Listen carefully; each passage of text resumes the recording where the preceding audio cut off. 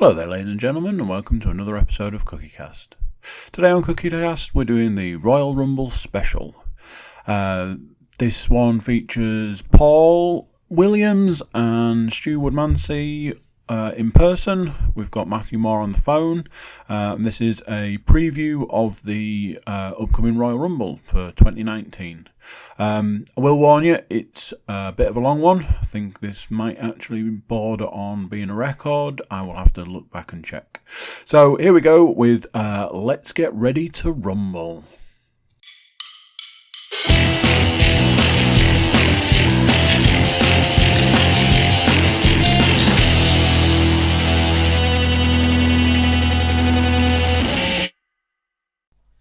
Good, because we're off.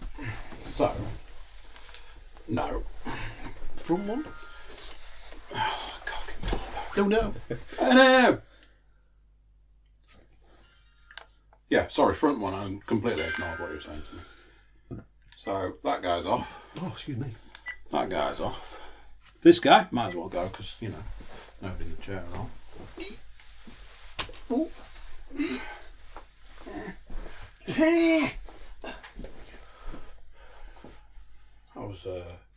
I was cold before doing all this. Obviously, you know, it's podcast time, and got fucking sweat on. Got sweat on. Got a bit of a dab on there, have we? Just a little there. Let's do that. Right, that's recording. That is cameras, audio, almost everything we need. I'm working out if that's really low enough that it's not been picked up by the camera when it's the Ruin. It's going to ruin your predictions. No, it's not that. It's the thing on the floor. Oh, we'll get to that. Literally, it's coming in. It's coming in. That one's coming in at knee height. Just wait for the reveal. The reveal. For all of the YouTube watchers. For all of the YouTube watchers. The YouTube. The YouTubes. Because once you reach a certain age, you have to put the in front of anything. Well, in football reasons, it's the Arsenal. The Arsenal. Up the Arsenal. Although that's a case of you don't say the Arsenal unless you're over the age of 70. Up the Arsenal. Yeah. So, it's podcast time. We're going to do something. Will this be classed as a special? This is a special. This is the epitome of a special. Leanne wants to know if you're doing a roundup. This is a preview. If you want to do. And then afterwards, like even if it's half an hour and Stu and Matt both phone in. I like it. Depends what you want to do, because there's that, or there'll be Elimination Chamber in between where you could then do a... Well, now Matt might be able to chime in on this one. We did discuss the potential of doing a monthly one. I thought that would be your more realistic kind of, Yeah, sort of tighten with a pay-per-view sort of thing. Well, you'd always said, anything wrestling based, just do it around the pay-per-view, because it's like one every month. About 4 weeks. Thankfully, it's gone back to being every month, because there was a point where they did one every time the day ended in a Y, but they've gone back to being monthly again now that they've split. Obviously with WWE, but everybody else's we can fit in around that. Discuss other stuff. Now, I've not thought about that, because obviously these two have they bring the British independent wrestling scene with them, whereas I am pretty much just a WWE fanboy, aren't I? So. Not from the lack of us trying to get Paul to a Progress show. True story. Oh, no. Seriously, I've lost count of the amount of times it's a case of, right, we're getting tickets, are you coming this time? And I'm just like, no, I can't afford it, or I'm away. At a wedding. Last year it was that I was at weddings all the bloody time. What a surprise! So, firstly, we should probably cover the fact that it's podcast time. Let's do this. We did that bit already. It's a wrestling podcast. You like to do a wrestling podcast. This will mark the third podcast you've done in 3 days. Who's counting? Should be a pro by now. Prolific. I don't even want to tell you how many podcasts I've done this week. Just don't worry about it. We'll just discuss the the check that will need to be cut at the end of the day. It's fine. So I'm here, hosting. I think it's another host in the host. I think I'm at my depths on this one. You'll chime in it eventually. Well, basically, I know exactly when you'll chime in. It's the case of, and in the title match is a certain Brock Lesnar. Oh, there we go. Andy's in. Tag me in. So Paul's here, hosting the wrestling podcast. Stu came from down the road. all the way down the road. If that road is the 1079. Yeah. Just calling. Yeah, just popping by. Speaking of calling in on the Bluetooth speaker, because we're all technologically advanced over here. That's why it's the Bluetooth. The Bluetooth speaker, like the YouTubes. Fantasy football, NFL fantasy football, and football podcast legend, and NFL quarterback Matthew Moss. Oh gosh, what an introduction! We should get a cutout and stick it on the speaker. Oh my god! And stick it on the speaker. Oh, Have you seen those? Carry on. that'd be great. Every time that either Matt Moore me cutout comes out or Matt Moore NFL, and I'm sure that guy's probably in better shape and better looking than me. So yeah, just use that. That sounds great. I know he's been out of the game for a while, and you know what they look like after they've been out of the game for a little bit. I was going to say he can't. Be Like that, I do now. He can't be that good though, because he was obviously deemed not good enough to be Tannehill's replacement. So they had to bring in Jay Cutler, who'd literally just retired. So I think the other day I was like, I don't think I own a Bears jersey, and I'm not going to be owning that one. So this brings it sort of full circle. This guy tapped me on the shoulder at work the other day and said, someone came up to me the other day and said that they'd seen you and they were going to go up to you and say, "Oh, all right, I saw you the other day." And it was like, "Oh no, wait a minute, I saw him on YouTube." It's famous. But this was the thing, because I'm like, you definitely should have done that. He'd have been like, "All right, how you doing?" So do you remember the day we were having the beer day? Yeah. And we had our little walk down to Brew York? Yeah. And we had a little... You say walk, I'd say stagger. Well, yeah. Stagger back, definitely. We had our stop in the American football jersey shop. Yes, yeah. So the guy who owns that is friends with a certain Mr. Andrew Quick. Yeah. I definitely should have parted with some cash that day, because it would have been... Yeah. Well, I mean, it's not as if you're ever back in York, is it? Oh, wait a minute. No. It's here right now. It's weekly at the moment. But yeah, to be fair, I really like that shop, and it's mainly older jerseys, but they have got some newer ones in there. Yeah. I think my Von Miller one, and a couple of others, like current ones. Yeah.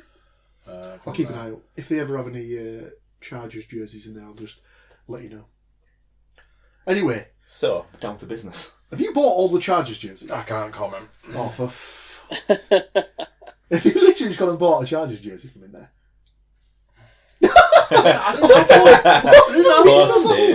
Which is it? Is it a Rivers jersey, or is it a LaDainian Tomlinson jersey, or is it neither? No, it's an old one. Right. Okay. Oh, anyway, on the wrestling podcast. Speaking of wrestling, so I'm here, you're here, Stu's here, Matt's here. Matt, how many times have you done a podcast now? Is this number? This is 5 or 6 or something, I think now. I mean, I don't even know what you're transcending boundaries there, aren't you? Because if you get more than 3 mentions, you have to come on, which I think is why you're now a permanent fixture. Oh no, I'm silly. But like Matt, I think this is my 3rd one. This one. Is it only your 3rd? Sure. I could have sworn you've done 2 NFLs. No, because there was I can't think what my 2nd NFL one. I think you guys had recorded early because I don't know, Paul was doing something, with his imaginary. Probably go to a wedding.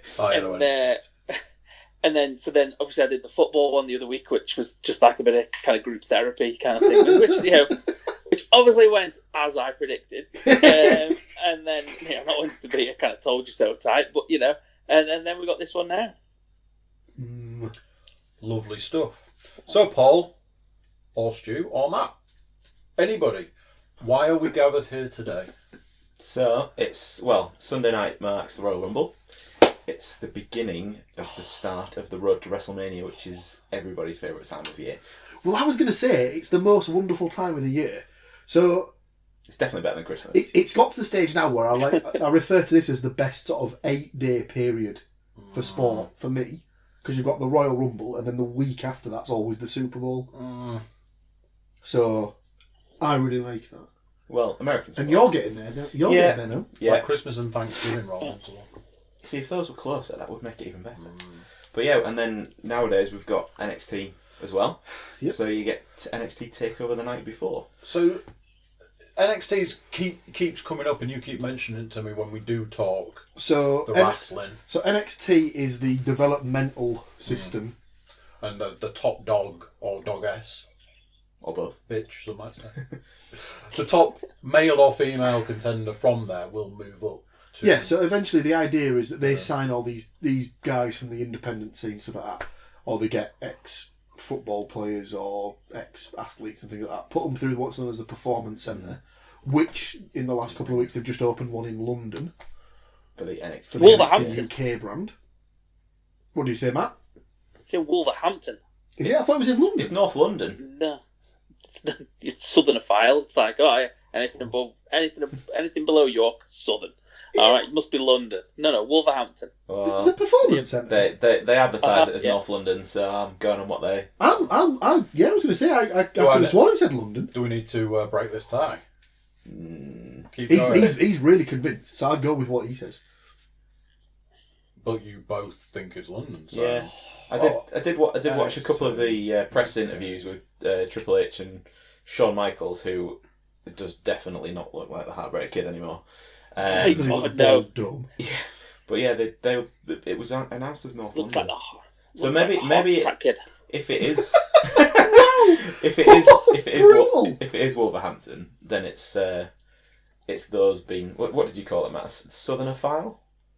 Yeah, well, they're just being Americans who think everything is in London. The internet would like to agree with that, apparently. Sky Sports suggest the WWE opens London Performance Centre as part of the international expansion.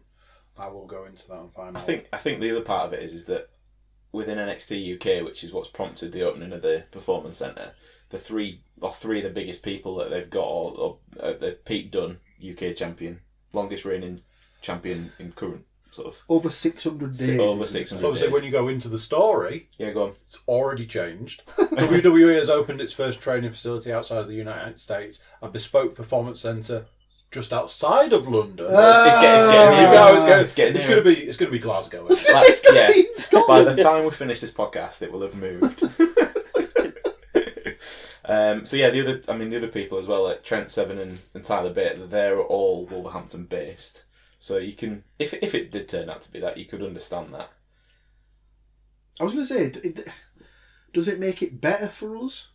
What, the Performance Centre? No, I mean, as in us personally, if it's in Wolverhampton. But I was like, well, no, because London's probably easier to get to than Wolverhampton. I have to say, from what I've seen, they made a really big fuss about it, and so they should, because it's great that they've given people a road into WWE, because you can count on one hand the people that made the main roster before now. UK people. Yeah, absolutely. And the fact that they've now got this, I think it is a huge opportunity, but they've billed it like it's the world's best performer, or on par with Orlando.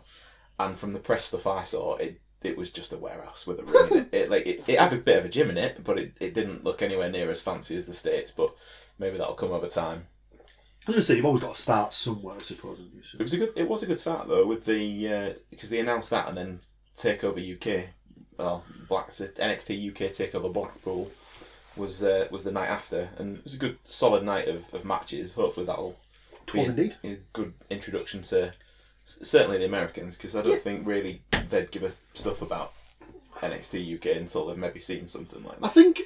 I don't know, because if you look back at some of the takeovers that, especially like that Pete Dunne's been on, but like specifically the one where he had the UK title match with Bate.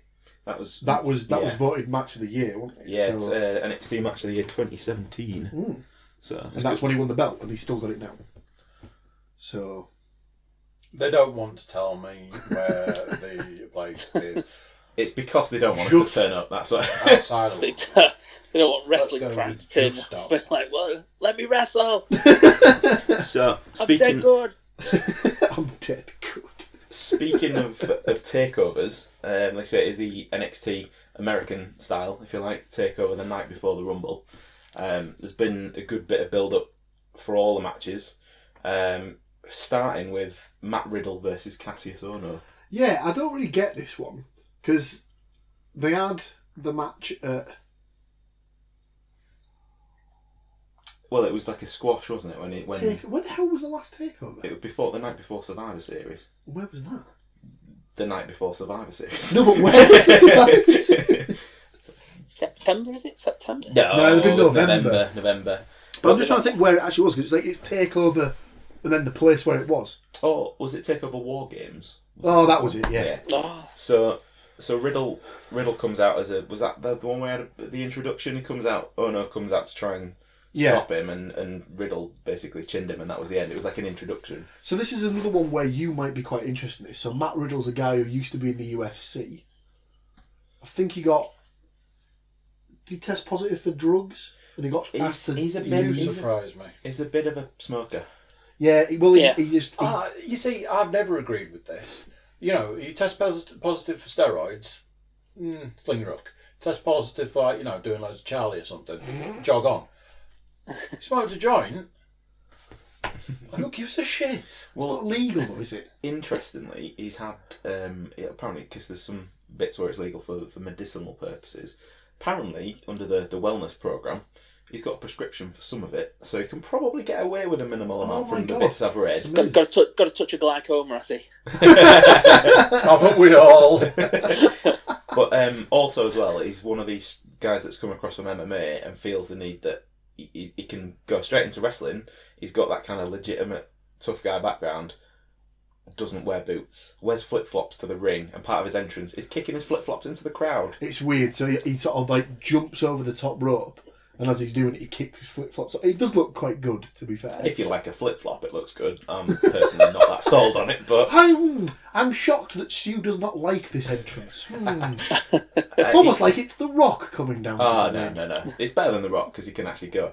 But, so... Everybody else will probably know his opponent as Chris Hero, if they've ever followed. Yeah, anyone who sort of like follows the independent stuff. A man who Nigel McGuinness described as, if you search for wrestling genius on Google, that would be the first thing that would come up. Now, I disputed this when I heard this, so I tried it, and disappointingly, the first video that came up was Cassius Ohno. So I can't fault Nigel McGuinness for that. Although I did expect to see Lanny Poffo, the genius, or better known as the brother of Matt. Oh my word! That is how old I am. I'm sure my head's there. Oh god! I was just about when I started watching it. I was just about when just after that had stopped. So yeah, 93 was. You caught that at a good time then, Paul. So there's that match on the card. We've got the NXT North American title. Your favourite belt? It is a very nice looking belt. For those that don't know me, I collect wrestling belts. Shocker, sat here wearing a wrestling t-shirt. And then there's just one bit on it that I keep bringing up to Paul, but I'll not go into that now because we could be all night. So Ricochet is the current NXT North American champion. Incredible. Like there's stuff that he can do in the ring that's I don't think I've ever seen it before. He basically is like Rey Mysterio on acid. It's unbelievable. He's so the there same was, height as well. I think I might have shown you the clip at work where someone's on the ramp talking to him, and he's in the ring, and he then just runs on the ramp, runs off the ropes, does a flip out of the ring, lands smack in front of the guy, and just walks up to him and just goes, "What was that?" It was incredible. Unbelievable. If you've not seen that, look at it. Seriously, just like the sort of like his calves must be made of steel. How he just lands it and just doesn't. So like when gymnasts sort of land something, they have to take a little hop. Mm-hmm. He just basically sort of goes straight down on his feet, and it just doesn't move. It's unbelievable. His balance is just absolutely ridiculous. His finisher, right? I'll have to try and work this out. So he goes 1. Paul's running out of fingers for counting now. So it's a 360, 540. 630? It's flippy is what it is. So he does. Randy Orton loves it. So do you know? Right in his wheelhouse. Have you ever seen Jeff Hardy? Loves it. Watches every Ricochet match. He watches every Ricochet match and then makes sure he shakes his hand afterwards. Some people might not understand that. That might be a bit Randy too. Orton? Yeah, he got in trouble. Apparently, one of the ribs he used to play on people was when they were new.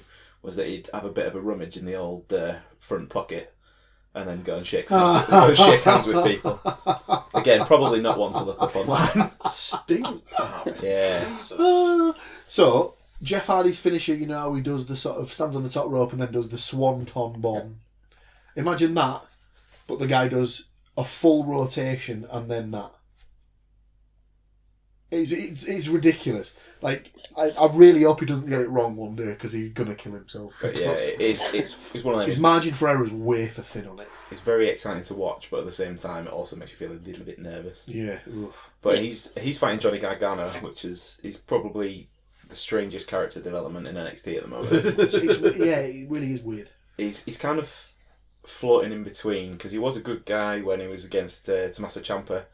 Fighting for everything that was right in the world and yeah. Social justice warrior. Well, it's not quite Daniel Bryan, but again, we'll come on to it later. Yeah, he's now floating in between, and they're doing this thing where you can't really tell if he's a good guy or a bad guy, and it's not really resonating with me. So I'm hoping that at the end of this match, he kind of goes full on bad guy and just have done with it. Sure I think that is that heel or not. Yeah. Ooh. That does seem the way they're going, because I think at the end of was it NXT this week, him and Ciampa were almost sort of back together again, sort of thing. Yeah, they had it as a face to face, didn't they, with him and Ricochet? Yeah, and it ended up almost reuniting DIY, which is what that was their old tag team when Tommaso Ciampa and Gargano were together, called DIY, which was not the greatest name for a team, but it is what it is. And they're teasing them getting back together, and because Ciampa's a full-on heel, then very good as well. He's very good. He's a very convincing twat. So he's doing that well, to be fair. He's good at being a twat. Yeah, basically. Good at making you hate him, which as a heel, that's what you kind of want. So. I can't help but thinking when you look at him with the beard and everything that he is just like skinny Triple H. He reminds me of Triple H facially and like with the beard and everything, and he just skinny Triple H. Just on that regard, have you watched any of the Edge and Christian show? Only I've seen the first series, which is time I will never ever get back. But the first episode of the second series, I was really reluctant to watch it, and then my wife had to come and check on me to make sure I was okay, because I was almost choking laughing at it. The second series is such a step up, but that's the only bit I've seen. So they do this thing called the Chump Stain Challenge. Yeah. In it, and one of the things was they mashed a couple's face together. Mm-hmm. So they did the man and the woman, mashed them together, and they had to guess which the couple was. And they did it with Triple H and Stephanie, and it actually looked like Ciampa. It was unbelievable. So when I said skinny Triple H, you mean like effeminate Triple H? No, it's just he is the child of Triple H and Stephanie. I know it's physically impossible, but I saw a video last night, and it was like loads of funny WWE moments just cut together. And there was Triple H was on it, but it was obviously from a good few years ago. And it's like, wow, it's like skinny Triple H. Oh yeah, he's like twice the size he was on the side. It was ridiculous. Like whoa, There's absolutely no steroids involved there. There are no steroids involved at all. So we've got that match. There's the following that is the NXT Tag Team Titles match between the Undisputed Era, which is members of O'Reilly and Strong in this match, versus the War Raiders, Hanson and Rowe. I've not really seen too much of the War Raiders other than the promos. I obviously saw the match at TakeOver that they had last time, so it was the same tag match.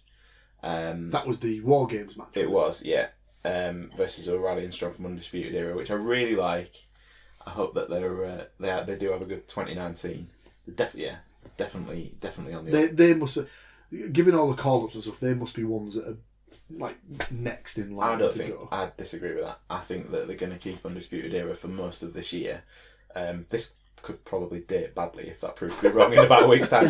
But surprise entrance in the Royal Rumble. Well, maybe, but I think they'll keep them. I think Adam Cole is somebody they can build NXT around. Yeah. Definitely. Yeah, I think that's like you said with the Undisputed Era, that is like they can make NXT as opposed to like the development show can just be a show on its own, because I think and it's that kind of thing of when you see some of the call ups and that some of them are small, they just get swamped by the big guys up there. You know, Balor.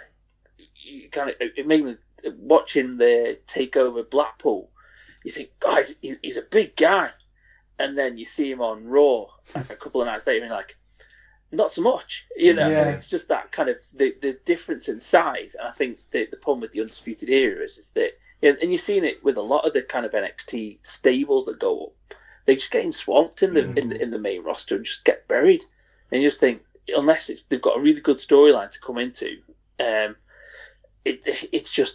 would make more sense for them to stay down in NXT and just make it a proper kind of, make it a proper show and kind of its own thing, really. I think the mistake that's the exact mistake that they made with Sanity, and the fact that they've probably learnt from that, because Sanity are doing nothing on SmackDown, and I think they'll have learnt from that to the point where they can build Undisputed Era within NXT, and like you say, they'll come into a red hot storyline because they'll have, excuse the expression, but taken over in NXT, and they'll come and try to do the same. It wouldn't surprise me if they almost pulled like a Nexus. I was just thinking that when you said something like that. Ironically, the same colours as well. But it'd be that sort of thing where that would work, but they need to grow the group, if that makes sense. They need to try and they should try and do it like that, where they try and get almost like NWO, like 32 members by the time. Maybe not that, but they should be looking to recruit and stuff like that, and that'd be an interesting storyline to watch, like them going after other guys and stuff like that. Well, they've started that early doors with Roderick Strong, haven't they? Yeah. That was he was never going to join. Then the turn was that he did. Mm-hmm. So yeah, they can carry on with that. I think that would be good. We've got, following that match, we've got the NXT Women's title between Shayna Baszler and Bianca Belair. Shayna Baszler again is another MMA. I'm not bothered about this one, to be honest. Really? This is the one I'm least interested in on the card. Is that because of Baszler, or is that because of Bianca Belair? It's just a bit of both, really. But it is. I looked at it and I was like, things like that anymore. No? What's the story behind this? Why do I give a toss? I'm like that. You see, I could see the way you thought I was going, but what I was suggesting was that Paul prefers the... Oh, it was a gay reference. I see. Well, say it. If you say it, it makes it sound really bad. We just suggest these things. Homosexuality. See. Paul loves men. Well, don't we all? Huh? Speaking of which, Shayna Baszler. She is stiff shot. Shots fired. Let's be fair, I would not say that to her face. But yeah, she's another former MMA fighter. She's part of the Four Horsewomen group with Rousey, Marina Shafir, and what's the other one called? Jessamine Duke. There we go. Thank you, because I did have no idea. Boy. So yeah, I'm not interested in the story particularly. I think they're building up Belair as the contender. Yeah. Because she's the EST of NXT. It wouldn't surprise me in the slightest if they're just hot-shotting Baszler up to the main roster. So she'll lose. And then the women's division there just seems to have sort of fallen into a bit of a black hole since Asuka lost it. They've pulled out too many people too quickly. That's the problem. But the look on Andy's face when I said about Belair being the EST of NXT, I genuinely have watched NXT for the last few weeks, and I've heard this phrase numerous times, to the point in which about 2 days ago I googled it. I have no idea what she's on about, and it's because she says she's the strongest. Oh yeah, the fastest. Just say fastest, don't say fastest. It just sounds ridiculous. So yeah, and she has a ridiculously long ponytail. Oh my god, it is insane. It's almost the length of her body. And she uses it as a weapon in the matches. Seriously, so she first came into it when she did they did a women's tournament 2 years ago. Was she in the original Mae Young? She was in the first Mae Young. So it's called the Mae Young Classic. And she was in that, and she had this really long ponytail. And in one of the matches, she whipped one of the girls with it, and the sound it made was incredible. It was the loudest thing I've ever heard. Like, it was almost like when you crack a bullwhip, like Indiana Jones style. This is Paul trying to dig himself out of that manhole that he... Yeah, basically. Manhole was probably a bad word to use. But the best thing about it was the fact that the ref sort of looked at her and then went to sort of disqualify her and was like, hang on, don't think I can do that because it's connected to her body. Carry on. Well, it was still, I guess, technically a weapon. Well, not really, because it's not. It's just hair. It's really weird. I can't explain it. It's so weird. It's a very strange gimmick, but it's got to be one that's going to come to an end at some point because, like, someone cut it off. Someone cut it off. Yeah. Somebody's going to, give her a beat down and then. Yeah, absolutely. And then finally on that card, there's the NXT title, Tommaso Ciampa, aforementioned, versus Aleister Black, the Dutch Destroyer. Really like that guy. Just totally unique. Wrestled around Europe previously before as a guy called, his name in Europe was Tommy End, which I think Aleister Black is a definite upgrade on that name because that is a strange. What was the beep? Are you still there, Matt? Yeah, I'm still here.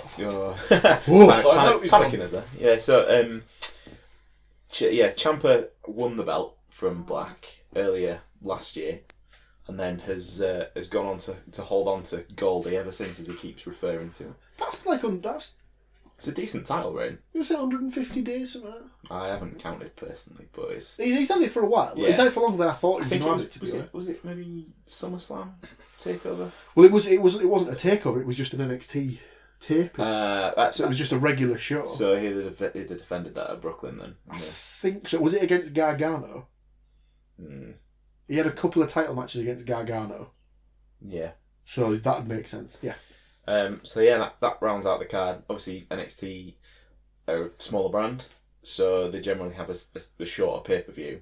But that's getting longer. Yeah, but for if you try and keep up with everything that they put out in a week, a shorter pay-per-view is definitely not a bad thing. So when we worked out we tried to work out the other day, if you just watch just the wrestling, 3 hours of Raw on a Monday with adverts, 2 hours of SmackDown on a Tuesday. You've got the hour of NXT on a Wednesday.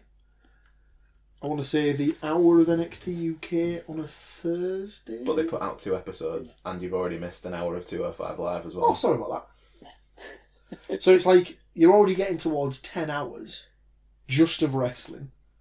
And then there's obviously all the other stuff they put on the network. You were saying that you'd missed a bit and you were going to have to catch up. And to do that, you had to cram 10 hours of... It's becoming more challenging to watch. There was a quote in one of the you were talking about the Performance Centre opening in London or Wolverhampton or Edinburgh, and somewhere in or near the UK. It's in the France. Irish Sea. It's in France. Maybe it's on a boat and they just move it. That could be it. It's a canal. It is a wrestling canal boat. It'll end up in Newcastle where that nightclub used to be. Matt. He's not heard that. He's still there. I missed that one. I said it'll end up in Newcastle where that nightclub used to be. Oh yeah. But yeah, so Triple H was talking about the output basically that they've got, and he was saying that it's not about watching everything now. You can keep up with everything by the results, and obviously they're the worst people for spoiling their own stuff, but they're wanting to provide. That is true. They're wanting to provide a variety of styles of stuff. So if you want to watch Cruiserweight guys, you've got the option on 205 Live. If you want to watch the UK brand, watch the UK brand. But it's not about watching all of it. I'm thinking, this is the guy who's partially in charge of that company. 2 things about that. 1, he'd love you to watch everything because that's what pays his bills. But secondly, at least he actually realises this is very difficult to keep up with. Yeah. Well, I mean, that's the thing, isn't it? They obviously realise that people have, lives, sort of, other interests and stuff like that. So it is difficult to get it all in. So following along, are we gonna give some predictions for the matches? Yeah, go on then. Okay, so first match then, Riddle Ono. Matt, who are you picking?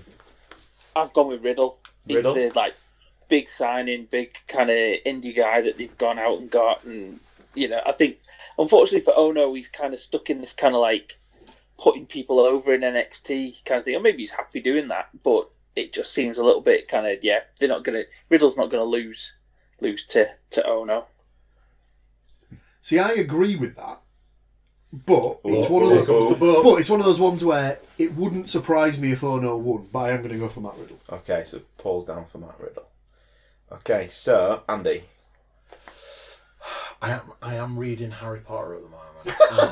I know where this is going. That makes me. Yeah. The moment I hear the name Riddle, I'm like, oof.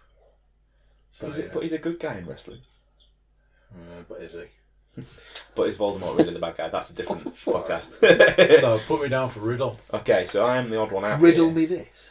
because I have actually gone for Ono, and this is purely because of the fact that he's already lost a couple of times. I can't see where else the feud is going if Ono doesn't get a win. And there was something on NXT last week where Ono fought Keith Lee, which is Matt Riddle's running buddy at the moment. And I have a feeling that Keith Lee is going to be a much better bad guy than he is a good guy. Interesting. So I think there's come in and cost him the match. I think there's a potential heel turn on the cards there. So I've gone with Ono. Second match I've got down then is the North American title match, Ricochet Gargano. Matt? I've gone Gargano with that one. Okay. Just with the whole kind of story behind it, and so I've gone with Gargano. Andy? I'm going to Ricochet because let's face it, I mean that's just got like some kind of DC villain written all over it. Yeah. And that's purely how I'm picking that one. Excellent. Like, every time you say I'm Ricochet, assuming, I'm like, I am wonder what his assuming, superpowers would be. I am assuming at this point you are picking on name alone. So you pick a horse, Obviously. name alone. What colour silks is he wearing? Yeah. There we go. Has he got 3 legs? Let's do this. And Ricochet is perfect height for a jockey as well. So, Paul? I also am going for Johnny Gargano. Okay, so it's three on one then, because I've gone Gargano as well. I think he'll take the title. I just think it makes more sense to have him win it from a storyline perspective. Yeah. Possibly through underhanded tactics. Well, I wouldn't be surprised if Candice gets sort of involved in some way. Yeah, his wife's. I don't think she will, but I think he'll win. And I think, jumping ahead a little bit, I think Ciampa will win, and they'll have those two as title holders. Yeah, and then they'll eventually come to be against Undisputed Era, is my theory. But anyway, tag team titles: Undisputed Era versus the War Raiders. I've gone War Raiders on this one for me. Yep, same. Okay, Paul's gone War Raiders as well. The way they've built them up, just Matt. Yep, War Raiders for me as well. That again, like the Riddle kind of thing that came in just before Riddle, wasn't it? The big kind of indie tag team signing, Mm-hmm. Was it them that came? They came from Japan. Sorry, Were they wrestling in Japan before they brought them over? No, I thought were they not in Ring of Honor? That was it. I knew there was somewhere, but yeah, They were War Machine. War Machine. War Machine, yeah. But then also they had Heavy Machinery when they first came over that were kind of not the same, but kind of thingy. But yeah. So War Raiders, because it seems a bit pointless for them to not have a belt at some point soon. I agree. Andy? If it makes any difference, War Raiders have both got nice big beards. Well, we ride together, we die together, boys. Clean sweep. Clean sweep for War Raiders. Okay. And they used to be called War Machine, so I was sold at that point. One of them almost died in a car crash or on a bike crash. Was it that? Don't know. No idea. That was part of their introduction on NXT. The women's title match: Baszler Belair. So I'm gonna stick with what I said earlier. I think Belair will win it, and they'll get Baszler up to the main roster to do something with Rousey. That was what I was thinking they were going to do to get her there anyway. Mm-hmm. But I don't know if that might be a bit early, and that might be something to do after WrestleMania to keep her in the company. Mm. Yeah, because that was the news that came out today as well, is that apparently Ronda Rousey is planning on leaving after WrestleMania, which she's only been in it for just over a year because she debuted at Royal Rumble last year. Funny story about that. So we were watching it at Richard Gott's house. Tom was there watching it. So podcast alum, Tom Quinn. Watched it, was watching it. It was getting to like 4 a.m. He was like, falling asleep. Right, I'm going to wait until Rousey comes in and then I'm going to go. So all 30 women went into the Royal Rumble. She wasn't there. So I was like, oh, for fuck's sake. Right, okay. Watched until and then it was when Asuka won the Rumble. It's like, right, she's won it. I can go home now. So got a taxi. Literally, the second he walked out of the door and got in the taxi, Ronda Rousey comes out. She didn't really do a lot, did she? She didn't. She basically came out and just did that everyone does. For those that are listening, he's pointing to a sign that's not there. Look. Right, so this is the thing. We'll come on to this later, but just as we're doing it now, it's become a thing now where you know someone's not going to win the Royal Rumble when they come in and all they do is point at the WrestleMania sign. That means they're not going to win the Royal Rumble. Little side point. Anyway, carry on. Matt, who are you picking? Baszler or Belair? I've gone for Bianca Belair. Course, Similar yes. reasons as Paul. To be honest, I thought she'll probably get called up. She'll probably be in the Rumble to follow on Sunday. Yeah, that wouldn't surprise me. Yeah. Belair was in the women's WrestleMania Battle Royal. Royal. That definitely is not named after the Fabulous Moolah. I've gone for Shayna Baszler on this one. I think she's staying. We briefly mentioned before there's a big hole in the NXT women's division since they took a lot. They of need to up. do something with it, which is weird because ironically they've probably got the more women than they've ever had, and yet they're doing almost nothing with any of them. They've got a huge. Particularly, go on, Matt. Particularly like with like you said, the Mae Young Classic. A lot of the Mae Young Classic wrestlers from 2017 seem to come into the NXT roster, but the 2018 ones have just gone back to whatever promotion they were on. So like you're looking at some of them and like wrestlers that I always quite liked. Madison Rayne, is it from TNA? She's just gone straight back to Ring of Honor and signed a 3-year contract there. And you think, well, I know she's an experienced wrestler, but she's good, and the kind of the character that she portrays has always been annoying to get heat, but also kind of interesting as well, kind of things. And it just seemed bizarre that not many of the ones from the Mae Young Classic this year have kind of filtered in. Yeah, I don't know if it's maybe a case of they're just like biding their time sort of thing, like just letting them go back to what they were doing before, and they'll have a look at them again in 6 months or something like that. But it does seem weird. Maybe they've just overstretched themselves with like talent, and they just realised, oh shit, we can't sign more than we can sign or something. I don't know. I think they've got huge gaps to fill because now they've got the NXT UK brand as well. They've got to fill. So the take over Blackpool, they had Alpha Female, Jazzy Gabert, and Kaylee Ray in the crowd. That was a shocker for me because she'd signed with the World of Sport revamp when that came back onto ITV. I didn't see that. That must have been when I was asleep. What World of Sport? No, a few people were asleep. No, as in when I was watching the NXT UK takeover. Yeah, it was definitely on. So Andy, did you have a pick for Baszler Belair? I'm thinking Bella. Cool. Is it because you keep thinking Fresh Prince? Isn't it? That's literally what you picked it based on. I was like, what is definitely going to happen is that Andy... Will Smith's going to get it. Well, obviously, yeah. No, Andy, who might not know so much about the current kind of stuff, you'll definitely win the predictions. This is my overall prediction is that you are going to win. It's going to be interesting when we get to the Universal Championship match, because I wonder who he's going to pick in that one. And finally rounding this one out then, so Ciampa Black. Who we got? Paul?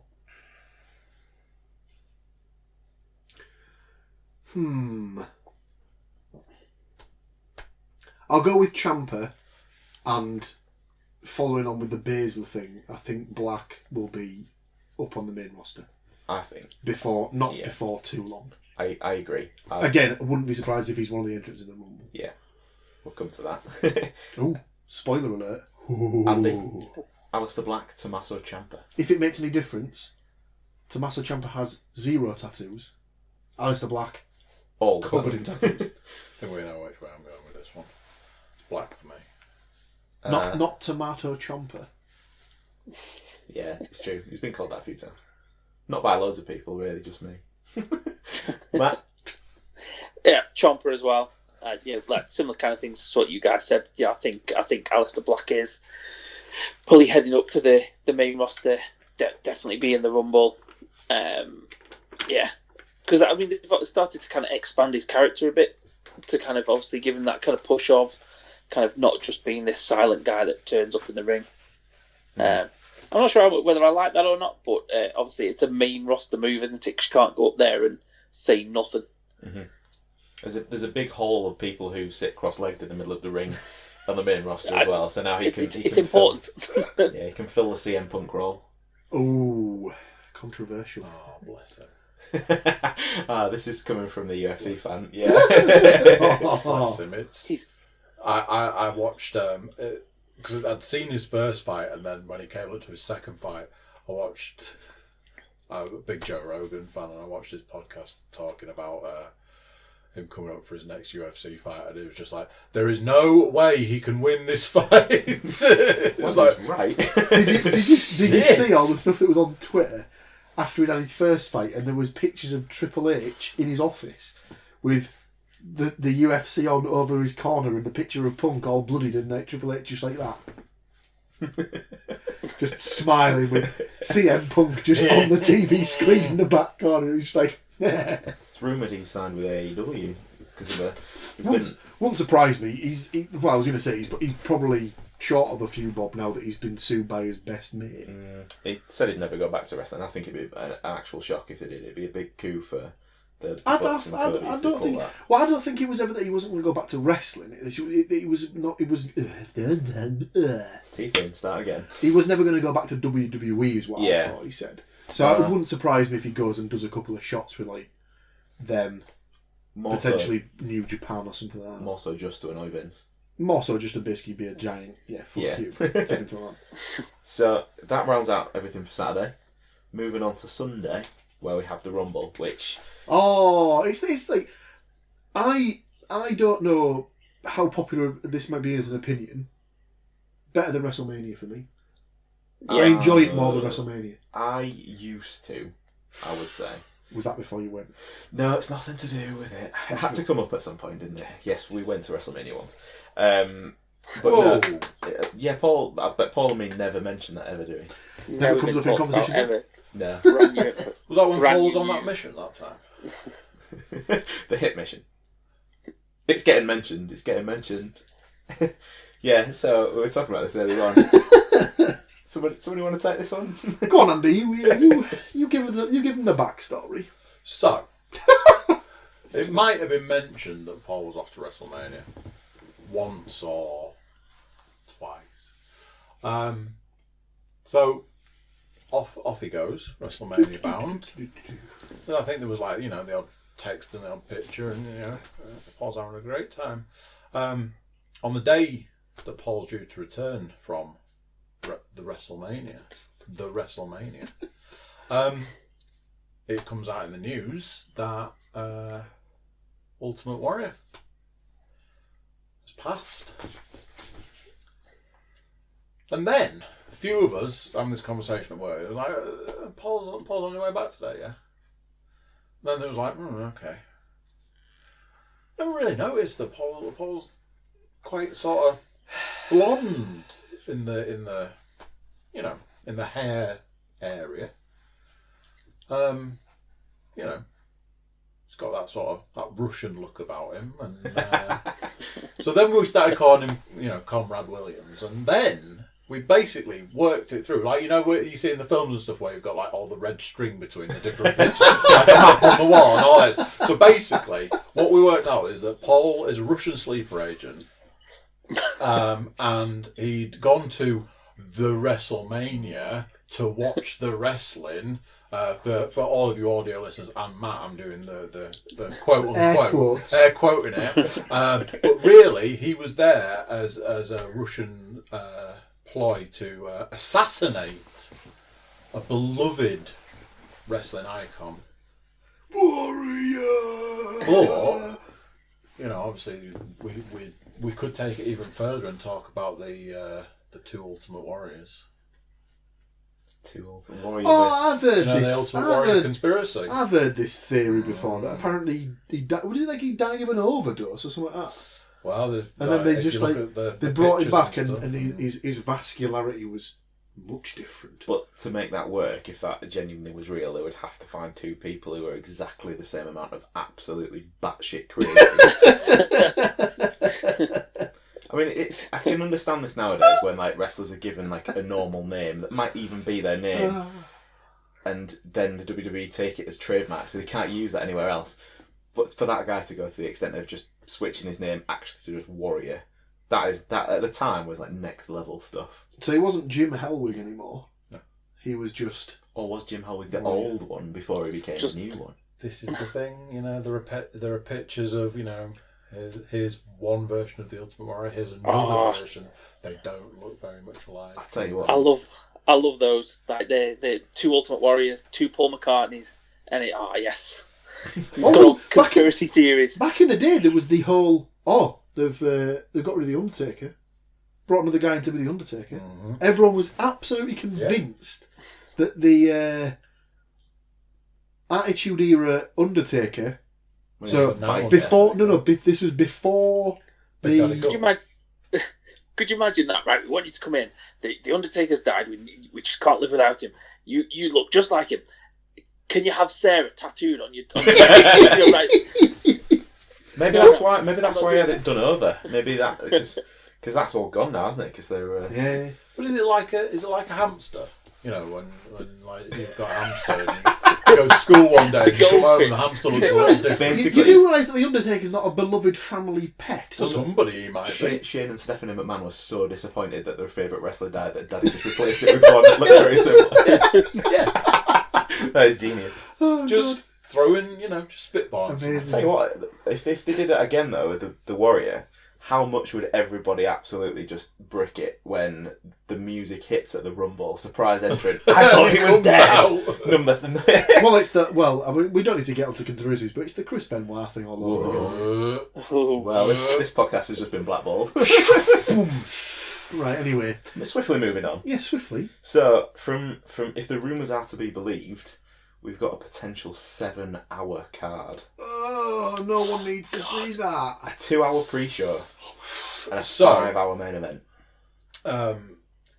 Myself and your glorious host here have done various wrestling events. Something I was going to say about like when you were saying about the predictions and stuff. And I was saying there was a year that me and you were in there's a bar called I thought you did the Dodger. No, was it the year that these two were there? Or was it the year before that? Or that possibly even the year before that? WrestleMania 31, wasn't it? When me and it was just me and you. And I remember us stood at the bar. Now, we did like to have a cocktail or two. And when you're in a bar... An adult beverage, you might say. When you're in a bar for like 9 hours... It wasn't that long. It's like... We'd been drinking all evening, so it was like, but I was like... I'm gonna be the guy that goes, wrestling's not real. But we're on the betting app, so a betting app. I'm not gonna promote anybody. Skybet. So I'm like, here we go, Bill. As we know the outcome, I'm thinking we just bet on all of these wrestlers and win a load of money because the odds were really weird. I kept saying to you, I was like, but surely it's like it's like done deal. Whoever's like the highest odds, but the odds were weird. So I just put like 50p's and pounds on all these wrestlers to win and stuff, and not a single bet came in. He's going to break out the Undertaker at WrestleMania 30 story here. There was a guy who we were on the way back to the hotel, weren't we? And we were getting something to eat because obviously with Paul, he likes to sort out the food arrangement. What is this? Right, this has made its way through about 4 different podcasts. Well, it had to be dropped in there. So it was in a pizza establishment, if I remember rightly. No, you do. And there was a guy who, well, on one hand it was really sad because he'd allegedly bet a lot of money, and we're talking thousands, on the Undertaker to win because it was nailed on. He bet thousands. He stood to make probably about 500 quid off thousands of pounds, and he went and lost. The happy side of this story is that he was also wearing a flag with a Leeds badge on it, so every cloud. Well, you know. Well, there's always, I'm not going to say what I was going to say. there's always that like one story of people who've been absolutely screwed with bets, isn't there? So the one that I always remember was apparently the kid who was at uni, had his student loan just sitting in his bank account and doing nothing. Turns on the African Cup of Nations, sees that Mali are 4-0 up or 4-0 down or whatever in a game against like Zambia or something like that. And he puts on his entire student loan on the team that was 4-0 up to win the game, and it would have made him something like 80 quid. And they ended up drawing 4-4. Well, that's why you don't do things like that. That is a lesson in and of itself. That is a lesson. Don't bet $4,000 to win £40. So mentalist. Within the 7-hour card, it's been mentioned so far that possibly 7 hours. They've got a 2-hour pre-show, and they've got the building then for another 5 hours after that. So there was a couple of times when we went where they didn't do the pre-show. They record it and then they show you like highlights of it. Excuse me. This is the advocate of the. It's because of the network, basically. So because they've got the network now, they don't have to do. So they did do pre-shows before, but they were always either available on YouTube or on Facebook or something else and stuff like that, and certain apps if you can get money for them. But now that they've got the network up and running, they control their own programming and stuff like that, so they can just put on whatever they want whenever they want to do it. It's just basically Vince McMahon saying we can do what we want. Look, here's my penis. I'm going to shove it down your throat. So the match is confirmed for the pre-show have been the US title match and the Cruiserweight title No, match. that can't be possible. Surely the Cruiserweight has pride of place on the actual main card. Cruiserweight title is fast becoming the belt that should be renamed the pre-show title, because that is every single one. Which is really weird, because every time I see a Cruiserweight Championship match, it's really good. They literally bust their balls for like half the audience, but they keep doing it. I'm sure. I mean, Mustafa Ali's a perfect example of that now. He's moved up to SmackDown, rising through the ranks, and is actually going to be on the pay-per-view proper as well. Yes. So Cruiserweight title match, Buddy Murphy, the champion, Akira Tozawa, because they like to switch people's names around, Hideo Itami. Totally forgot he was even still there. Yeah, and everybody's favourite Lucha House Party member. Is he still actually there? Yes, he's still there. Jesus. He came back from his was it a bicep injury or something that he had, and then he's just been hanging around 205 Live ever since. But yeah, the last person in that match is everybody's favourite Lucha House Party member, Kalisto. He's only my favourite because he has a really cool mask, but that's about it. And the US title is Rusev versus Nakamura, which is very handy that it happens to be on Sunday, because obviously Sunday is Rusev Day. Every day is Rusev Day. Every day is Rusev Day. Every day. He actually won the title on Christmas Day when it aired. I don't know where I was going. When it aired. And I was going into my Bolton, wasn't I? Which also happened to be his birthday. So in theory, he did win it on actual Rusev Day. On the main show, we've got SmackDown tag titles: The Bar, Sheamus and Cesaro versus The Miz and Shane. I don't get that at all. I just don't see where they're going with it. I particularly enjoy. That'll be it. Go on, Matt. That'll be. I think that's going to be Miz. They're in a tag team together for a bit. Miz will turn on Shane O'Mac, and that'll be your WrestleMania. That's the only way I can see that happening. That's the only way I can see that going. Fully agreed with that. And this is a prime example of the McMahons about 4 or 5 weeks ago going, we're going to listen to the fans, we're going to give them what they want, we're not going to take over the show anymore. 2 weeks later, one of them's in a tag team fighting for the tag team title, so an amazing spot on the show. And no more than about 6 weeks before that, they had a World Cup tournament to crown the best wrestler in the world. So Shane McMahon won that tournament. Who I learned this week, Shane McMahon is 49 years old. What? Yep. Jesus Christ. Just to put that into perspective, Vince McMahon had his first wrestling match when he was 54. What is wrong with these people? Oh my God. Yeah. Anyway. To be fair to Shane though, he's always sort of just thrown his body around. So can loosely sum that up as he's an idiot. Well, yeah, he's batshit crazy. He was in a helicopter crash a couple of years ago. Yeah, and then he was. It wasn't even that long ago. He was back on SmackDown within a couple of weeks. I think. Fucking hell. Just real quick. It was in a helicopter crash. Yep. Do you have anything to do with that? It happened around the time Paul went on another holiday somewhere. It's a wedding. Shots again. Shots fired. The plot thickens. I've got a wedding this weekend. I've got a killer wedding to go to this weekend, guys. I can't wait for this awesome a literal shotgun wedding. Yeah. Just literally, if that's from the horse's mouth as well, that one, wasn't it? The dead horse's head mouth. So we've also got the Raw Women's belt, Ronda Rousey versus Sasha Banks. The SmackDown Women's Championship was Asuka versus Becky Lynch, the man. And more of which later. Don't you worry, we'll be coming on to that. Matt, are you particularly excited by the fact she's in that title match, or what's the deal there? No. I've got an out there prediction for the Royal Rumble. Oh, right, okay.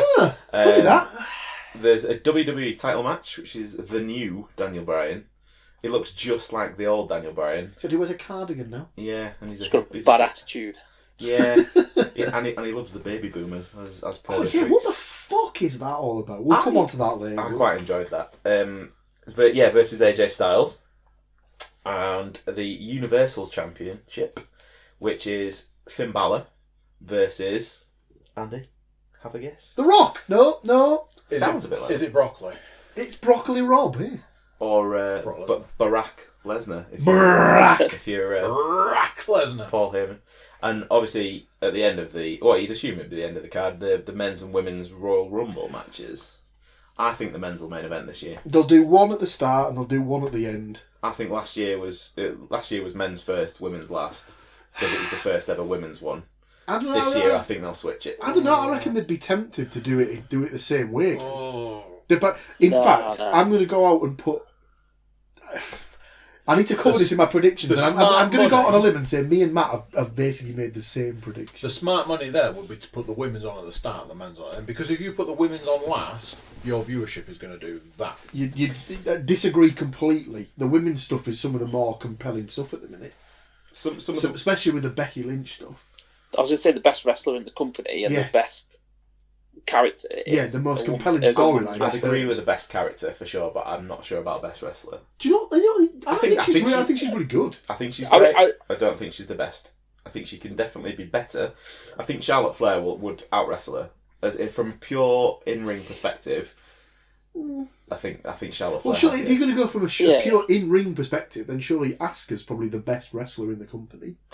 Technical wrestler. She hasn't quite got the panache that Charlotte Flair brings to it. I think she does, just not when she opens her mouth, and that's not really her fault. English isn't her first language. Yeah, that's fair enough. Then, let's discuss some matches. So, do you want to cover the Cruiserweight title then? That's in the pre-show? Should we just... Anybody with this one, I'm more than happy just to give predictions for the two pre-show matches. Yes, we'll go straight into the predictions for them too. Get them off the table. So Cruiserweight title, Murphy, Buddy next. Murphy. Yeah. Okay, Paul's put that out there. Are you going the same, Matt? Was that? Yeah. Buddy Murphy for me. It doesn't make any sense to change it at this particular time. I disagree. Andy? Hello. What's the match again? It's a fatal four-way match for the Cruiserweight Championship. Buddy Murphy, Tozawa, Itami, and Kalisto. So 2 Japanese guys, 1 Australian, and 1. You'd never guess he was Australian by the fact he called Buddy either, would you? No. I'm not your betting guy. I'm not your guy, friend. I'm not your friend. Kalisto, nice. Ooh. I've gone for Hideo Itami because he's, as we mentioned, he's done nothing. He needs some kind of. He had a huge reputation in Japan. He needs something to kind of push him up the card a little bit. I think Kenta. So that's the Cruiserweight Championship covered. US title match. Rusev versus Nakamura. Rusev. I've got the same. Yeah, Rusev for me. They've basically just said, thanks for coming, Shinsuke. We're going to shit all over you.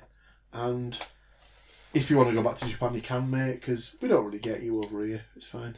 Yeah, even though that request for his release is coming soon. Yeah. Even though you're massively popular, we just don't really want you here. See ya. That's what it feels like. Who you got, Andy? I'm going for him because I don't like Rusev. You going for Naka? What have you got against Rusev? I like him. He's got a well-fit wife. Again, that's questionable. So that video I watched last night, there was The Rock talking to his wife. It was hilarious. That was actually. I think I can remember that. It was quite funny to me. Who said that they did rude things. I've gone Rusev on this one as well, purely because I think that Nakamura will leave. I think it's a massive disappointment if he does, because they had potentially the feud of the last however many years you want to call it with AJ Styles, and they royally screwed that up by making Nakamura into a guy who can pretty much pull off any wrestling move you give him, and they turned his finisher into a nut shot. Matt was quite happy about that, weren't you, Matt?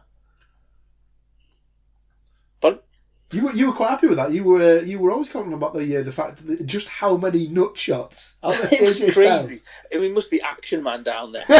His nuts must have been wrecked. I think it was just Nakamura's response to the fact that AJ Styles has too many children. He's got Philip Rivers. No more children for you. He's got 4. Philip Rivers just goes and says, 4 kids. Child, please. Oh, man. Literally, child, please. How many is he at now? 8? I have no idea. I think P Rivers at 8. Jesus Christ, he is cranking them out. Why not? It's not like I can't afford it. So, Touche, salesman. onto the main card, starting with the SmackDown Tag Team titles. So, The Bar, Sheamus and Cesaro against The Miz and Shane McMahon. So, Matt, what you were saying about your sort of thoughts for this feud, just go back to that again. So, I could, like you said, you'd said that you were just like completely why are they putting those two together? I don't get it at all. And like I said, the only reason I could think is that it is going to be the WrestleMania, the Shane O'Mac WrestleMania kind of thing that we have to kind of tolerate now. Let's be fair as well. It's not a WrestleMania gift, but they're looking for the opening match on the WrestleMania card. Yeah. And it's not a WrestleMania without a Shane O'Mac match, because it's what we're all looking forward to, aren't we? In fairness to the guy, he had a good match against AJ Styles. Yeah, that was a good match, to be fair. And he obviously enjoyed throwing himself off the cell the year before that, because he's a mentalist. I can't believe the fact that... So not only did he do it once, he did it again in the match against Kevin Owens, and that bump looked even worse. Because at least with the one against The Undertaker, he bounced. With the one against Kevin Owens, he just hit and just sort of went... Ugh! He almost hit twice. Because he just sort of went, and then obviously the cushion, or whatever it was that they put underneath the table, to which fucking thank the fucking Lord they did. Why do I feel like I've seen Shane McMahon get thrown out? Like, there's the bit, like the entrance.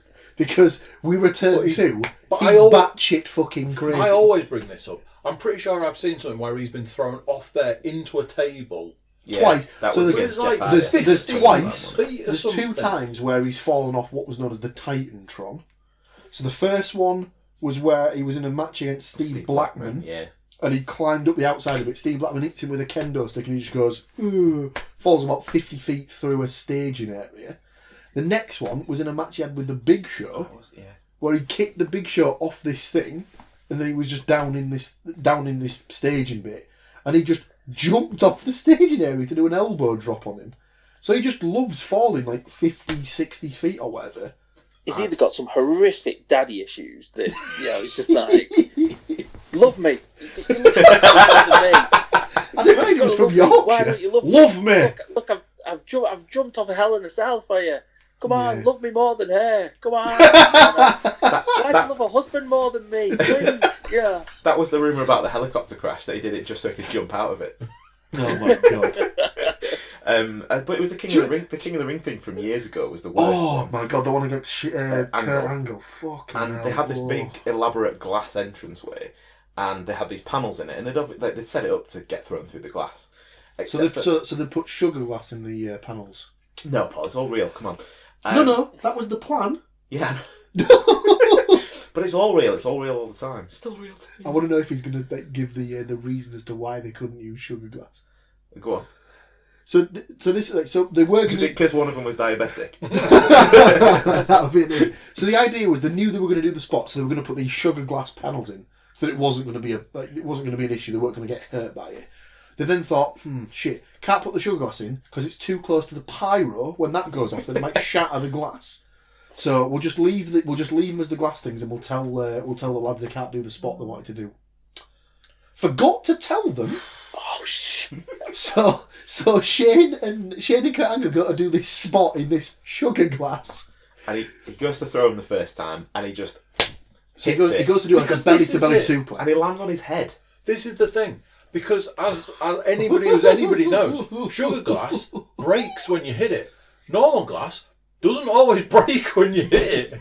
You're like, boom. So not... That's the thing. I was like, I'm gonna have to go back and watch it again because I'm almost certain that it does make that sort of dung. Well, that's all reverberation. They were so like they saw it happen. He bounces off the glass, not content with thinking, "Hang on a minute, something's wrong here." Does it again. Give it another try. Until he does it, and then throws it harder. back through the other way as well. So they had one, and then they just basically go through it on the backside, and then they just go down to the next panel, and he tries it again. Doesn't go through. It's just brutal. Doesn't go through a second time. So the next time he just picks him instead of trying to throw him through. So he takes his back, just gets him head first, poof, straight through the glass. Awful. So you see him come through the other side. JR's just going, good God, on the commentary, and Shane's just lying on the floor, surrounded by all this glass, covered in blood. Kurt Angle's got a huge gash on his arm because obviously he's just been sliced open by this glass. I'm trying to remember who the ref was. Was it Kyoto? I think the ref was Kyoto, and he just kept going, knock it out! Oh no, it might have been Earl Hebner, and he just kept every time he threw it, he goes, knock it off! This goes back Stop doing that! Don't do it. That's you retaining more. I could not tell you the referee. So, back to the storyline. If we're going to go in on predictions for that match, personally, I think The Miz and Shane will win that match purely because I think they'll put the titles on them, and there'll be that whole kind of fallout when the titles then fall apart. Or Miz wants to be the bestie, but then he'll end up carrying the team because that's what he's there for. And as we all have known, The Miz is quite egocentric. So I think that will take over. I think that's where that story's headed. So I'm going Miz and Shane. Matt, what you got? Miz and Shane. Yeah. For the same reasons, or have you got another idea? No, that you kind of convinced me. I wasn't quite sure. I'd honestly forgotten about the match. I was like, when you mentioned it, I was like, oh shit, is that a match? And then I was like, bugger. I don't know what I think, but I was like, yeah, pretty much, yeah, to kind of that storyline. Andy? I thought I was going to be really clever because that's where I was going to go. I was like, no. Here's how it's going to go. They're going to win, and then right at the end of the match, they'll have like the belts, and then it'll go. So you think it's going to happen on the night? Potentially. Wow. But I like that. I thought I was being clever, but apparently I'm just following the crowd now. Well, I think as well for how often that the World Cup, which is a massive trophy, for how often that is making an appearance, it's definitely been on WWE TV more times than Brock Lesnar has. Certainly in the last 6 months. Yeah, that is true. And I think there's got to be, every time there's a trophy or anything in wrestling, it gets absolutely knackered. Seriously, that's one of the universal truths of WWE TV. If you come back from a break and there's a trophy in the ring, well, that's getting smashed over someone's back. So that I think that'll play a factor in it somewhere at some point. Yeah, it will surprise me. I'm always amused by the Money in the Bank briefcase. It's like, I should have brought it. Yeah, it just doesn't survive. It's like battered and bruised. And that's the whole point, though, because I quite like that though, because it just goes to show they are literally taking the same briefcase around with them. I've heard as well from different interviews and stuff that as much as it's an honour, it's a cool thing, it's a good chance you're going to be the world champion out of it. Like in the old days, they used to have to carry the belts around through airports and stuff. They don't do that anymore. The company looks after them, and they have like special ones for appearances and things like that. The briefcase, they still make them carry it with them because it weathers it, if you like. It does. Oh my god! I really hope there's British people that have seen the In-Betweeners that just see him in the airport just going, briefcase wanker. You mean like you shouted at me when I bought one? Yeah. Cheers, Paul.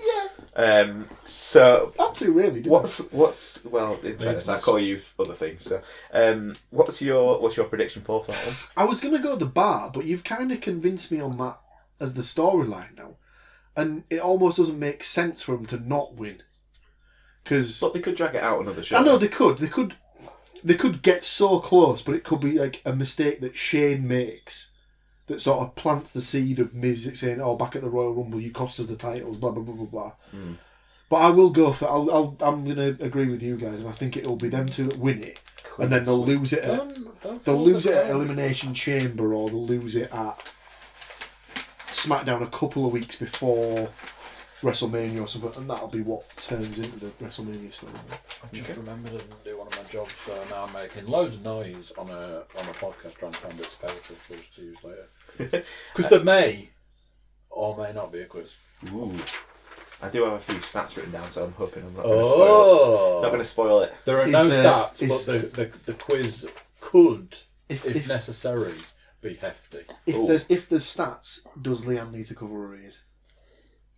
She's welcome to come and give She the stats. is the stats mistress. Yes. Well, I was inspired by listening to the NFL podcast. I thought there's got to be some stats somewhere. That wouldn't by any chance be Yorkshire's number one NFL podcast, would it?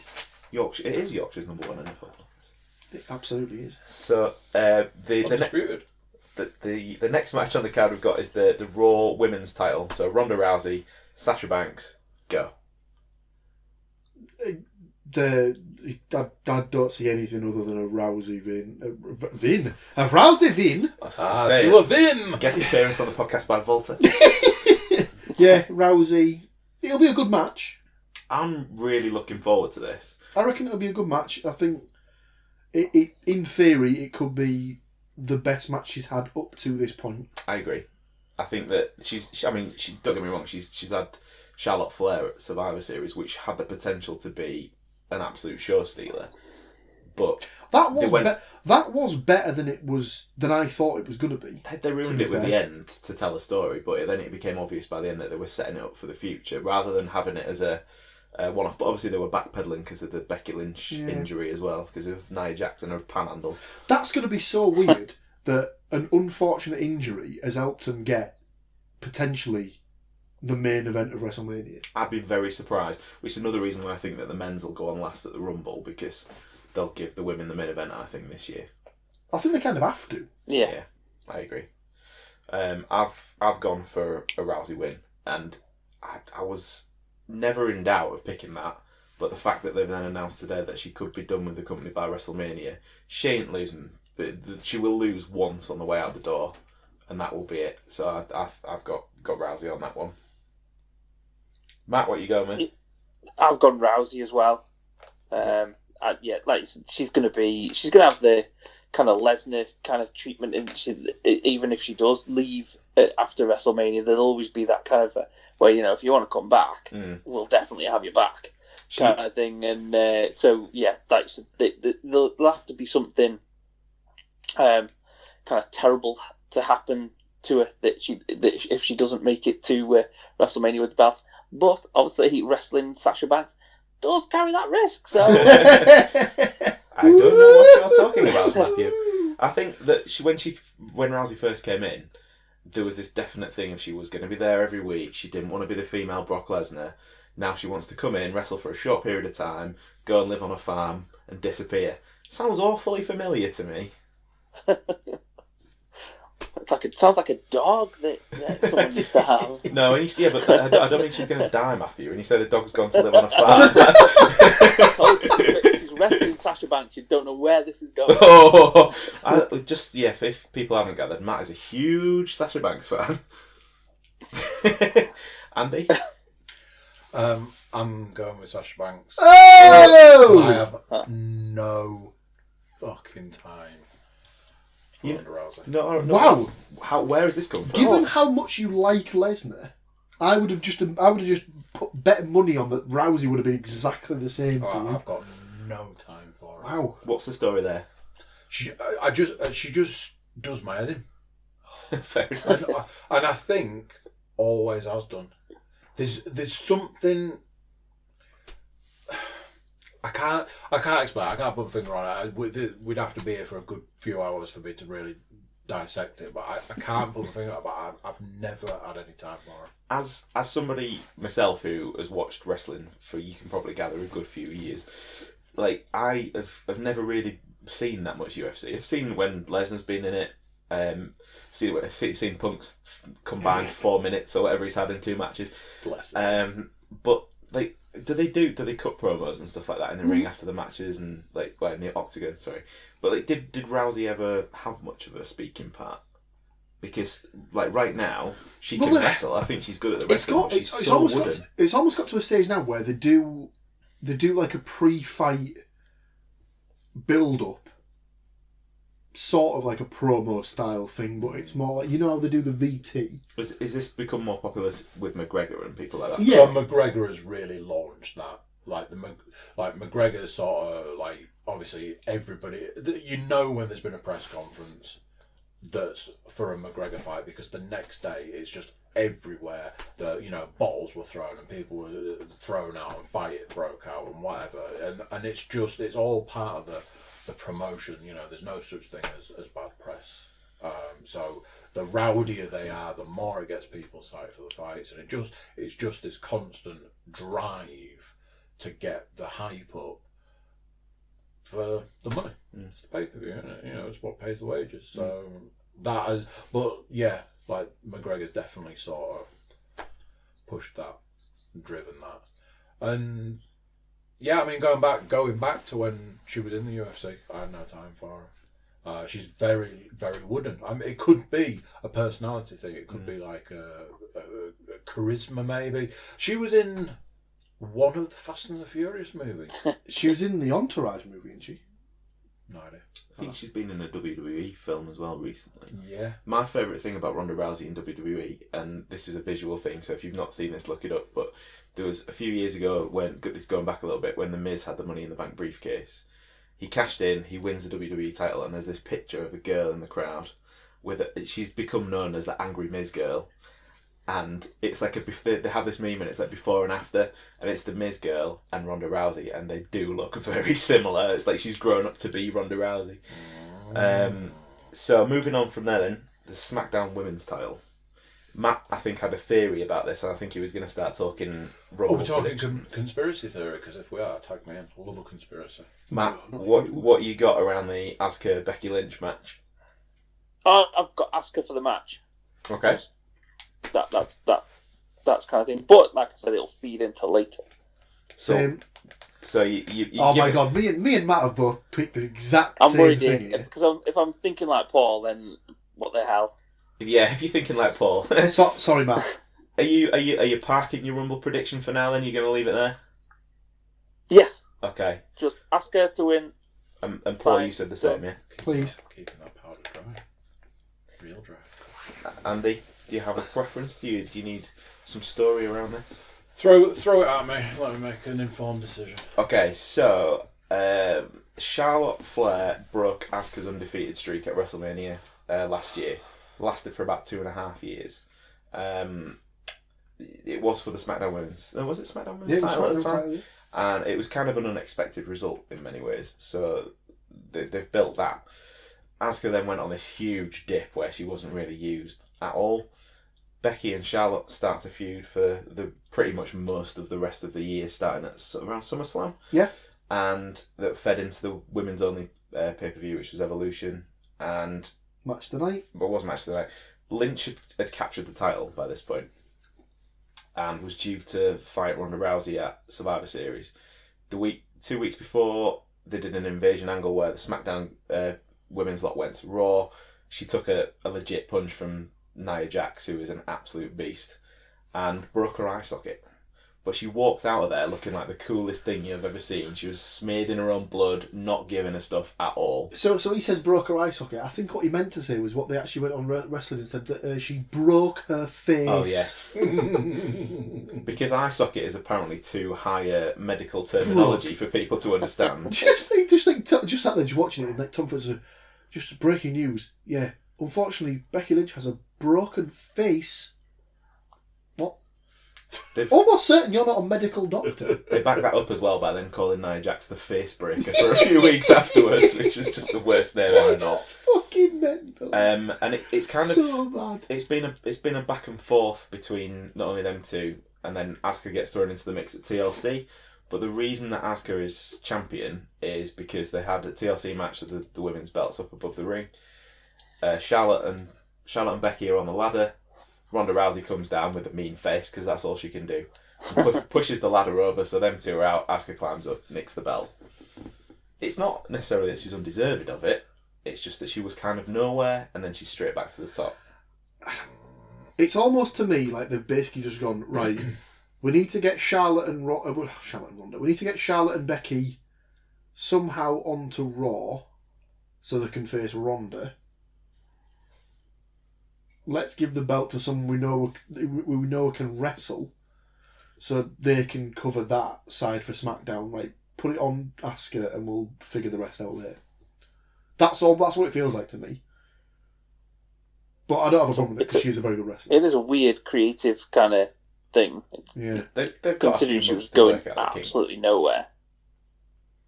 So, do you feel any more informed after my ramblings? Yeah? What are you going with?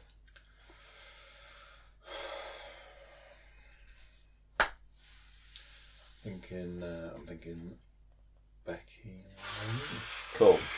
I have also gone with Becky Lynch. And This guy. It's like they don't know anything, Matt. Jesus. Loud wrong. Well, we'll find out on Sunday. Anyway. Bitches! I also have a theory, so we will come to this shortly. The WWE title match then. Daniel Bryan, the new Daniel Bryan. Oh, he's a bastard. Ooh, he's a bastard. Cardigan boy. Why new? Because he was everybody's favourite. He was the leader of the Yes movement. He gives it all out on the end. Doesn't anymore because Giving it rock all. because he has killed the Yes movement. He's not just stopped doing it. In his own words, he has killed. For a second there, you were like, he's killed. I'm like, he's killed a man. He's not me. He wouldn't do that anyway. He's too. Is that an admission? It's too... Oh. Just can we get clarification on that before we move on? So the FBI are now watching the YouTubes. The YouTube. Yeah. So the new Daniel Bryan versus, I guess, the old AJ. Oh, is it the old AJ Styles? The phenomenal AJ Styles. Who, can I just mention this because it was well worth a watch. Give Vince McMahon a cracking right hand. I saw something about this on Twitter, and I'm annoyed that I haven't seen it yet. But does he slap him or did he punch him? He gave him a good old whack, but Vince takes it like a champ for a 70-odd-year-old. Well, it's like last year when Owens headbutted him Oh, and and opened him up. I was like, yeah. what the fuck? I think on this one there is no way that AJ Styles wins. I think It doesn't make any sense. I'm just annoyed because I wanted him to be in the Rumble this year, yeah. and he's technically he could be, I suppose. But yeah, it doesn't make any sense. The thing that's annoyed me about the Daniel Bryan thing is that they brought him back. They had the thing with Miz.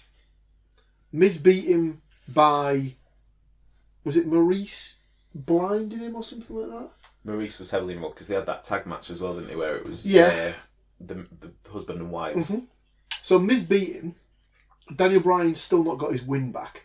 Or did he get a win in that tag match? I can't remember. But either way, it seemed like they just totally glossed over that. Yep. Because they didn't have any top heels for Styles to face, so they just totally shit the bed, panicked, and thought, "Fuck, we need to turn someone heel." Daniel, come here. We're going to make you a bad guy, and then they've gone with that, and it's almost like the Miz thing's just been totally forgotten. I think they will revisit. I think Miz is They too will. good not to revisit. They that. will, but it's. I was utterly convinced that was going to be the WrestleMania match this year. Nah, Miz versus Bryan, but obviously not anymore. like the thing what kind of gets mentioned about like characters and characters that work is about taking their own personalities and turning it up to 11. You can't argue that they've just done that with Daniel Bryan right now. Oh yeah, well it's the CM Punk principle, isn't it? It was when he was being a good guy. It was like, I'm straight edge, that just means like, I like to live my life clean or something like that. But when he was a heel, it was, I'm straight edge, that means I'm better than you. Yeah. And it's just about tweaking the way that you emphasise things. And obviously he's going with the whole vegan stuff. I haven't seen it in full, but there was a thing on SmackDown a couple of weeks ago where he turned up at the concession stand. Vegan. Daniel Bryan. Oh dear. Not Simon from Work. There was part of his promo as well. My decision has majorly changed. There's this Vegan. part of his promo was talking about how when AJ Styles attacked him on the concourse and slammed him through some processed meat, and he was most outraged by that. Most outraged. So I think Daniel Bryan will win. I think it's too early in his character development. I'd agree. I don't see where they're building that title for WrestleMania. No. At the moment, I have literally not got a clue who he will face at WrestleMania. It feels which may explain my pick in the Royal Rumble. It feels to me like they could be building that to a multi-man match because they it wouldn't surprise me. Would not surprise me. It wouldn't surprise me if they stick Shane and Miz into that mix. Potentially. At the minute, the only one I could think of off the top of my head was Jeff Hardy. Personally. Yeah, he's been fairly quiet of late as well. Yeah. But the other person, which again we'll come to in the Rumble, that they could drop that to, is Samoa Joe. Yeah. Daniel Bryan and Samoa Joe would be fantastic. Both bad guys though, it wouldn't make sense. Yeah, there is that, but they've got time to change one of those if they needed to. So yeah, stick me down for Daniel Bryan. Okay. For reasons as discussed. Matthew. Yeah, I've got Daniel Bryan as well. It's obviously the start of a storyline that you don't want to end, before it gets started. But, That makes sense. Andy's shaking his head over there. You're all wrong. The vegan's going to get smacked all over the place because, he's a vegan, so he won't be able to lift his weak and feeble arms to defend himself, will he? Bear in mind, and I've got no issues there, I am a 30-year veteran of the vegetarian fraternity, and all vegans can all vegans can fuck off. So that's all 4 of them now turning off the podcast. I honestly don't think they'll have the energy to turn it off. Well, moving to the Did other. you give your prediction? Oh, sorry. I'd said Daniel Bryan about 4 times, I think, Paul. So moving on. Yeah, all right. Oh, it's Andy's favourite match. So there's different theories on this as well. Yeah, I've got a couple of theories on this one. Yeah. So Continue. Brock Lesnar, because he has to pronounce the S as well because he's weird, versus Finn Balor. Finn Balor, who has done absolutely sack all for months other than fight with the world's worst wrestler, Baron Corbin. Stu's favourite. Paul will cover that, I'm sure. He used to be an NFL fella. Yeah, he played for the Cardinals for a bit, I think. If they do a thing over here again and they announce that there's a signing, and it turns out it's him, would you still go? No. You hate him that much that you wouldn't go and get something signed by him? Well, you could go because you. Don't send me as your proxy. Would you win a US title to get signed? No, he wouldn't. He'd have to sign the blue. You wouldn't even give him a belt to sign. No. You horrible bastard. I don't want it devaluing. And this is coming from a guy who got a title signed by Jinder Mahal. So. Shots fired. Jinder was. Speaking of titles, has that made it onto Camry? I don't think so. I was going to keep that later. I thought you were waiting for a big reveal. Yeah, there you go. There's the reveal for the YouTubers. Yeah. Is there a title match? No, because Lashley, the current IC title holder, is in the Rumble. And hopefully, minus Leo Rush. There would be some awesome spot in the Rumble, hopefully, where Leo Rush gets sent back to school because he's blatantly 12. So, moving back to Brock, Finn Balor. Ooh. They've already announced that it's going to be regular, if you like, regular Balor. Oh, really? Yep. Oh, for fuck's But sake. this feeds into my theory. Finn Balor is the extraordinary man who can do extraordinary things, apparently. Yeah, they keep fucking that up. Surely it's the ordinary man who can do extraordinary things. Surely that's what it maybe should I've be. just fucked it up. Who knows? No, I think they do keep saying the extraordinary man who can do extraordinary things. Well, that's not a saying. It's the ordinary man who can do extraordinary things. That's what it should be. But it's WWE, so, what they don't fucking know what they're doing about it. It would also work the other way. An extraordinary man who Just does ordinary things. It's like, I'm amazing. I just, I'm doing some ironing right now. It's like one of the superheroes. I can fly. I'm really good at flying. I'm going to I'll walk run everywhere. Because it's regular Balor. For me, Brock is winning the title. Winning the title? Well, retaining the title. Yeah, and still. I'd agree with that. I was literally going to say, my pick should really be predicated on the fact that whether it's him or it's the Demon. Well, and it annoys me that they've announced that it's not the Demon. There is another interesting statistic that goes with this that's been put out, that Finn Balor is the only undefeated superstar in singles matches on pay-per-view. Finn Balor? Yeah. Obviously as Demon. Because when he's been regular Finn, he's been in like multi-person matches, like tag matches and things like that. Right. When he's been on his own, as Demon Balor, which, if you've not seen this, Andy, I have not seen it. It is very good. It's very theatrical. It's really it's cool to watch. He does a lot of. He basically covers his body in. Margarine. No, what's it called? Marmite. Mayonnaise. The thing It that could be Marmite when you airbrush. see it. He basically gets airbrushed. Okay. To look like a demon. And he has like a headdress and cool stuff that goes with it. Yeah. He does look like if you'd expect like a gimmick wrestler, if you like. It is cool. There you go. You can have a look at that. That's what he looks like when he's all dressed up to the nose. Oh wow! It is really cool. And so, and obviously, he covers his entire body. Hell. So he said so before. it's obviously something. It's not something he can come out normal and then partway through the lights go off. Yeah, he can't. It's not the sort of thing where he can just dip under the ring. Which is something I've been saving because.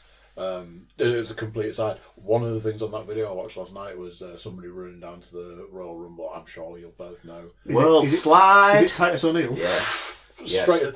But watch that back. He is so lucky that he doesn't knock himself out because there's a thing beam is, that he could have hit. He could have hit his head right. The part where the video started was like they're announcing like the next person, and it looks like he's coming out from under the ring, and I was like, how weird! What, he's been laying under the ring the entire time. Comes out from under the ring, gets in the ring, starts fighting, and you can see that he's like obviously a bit shaken.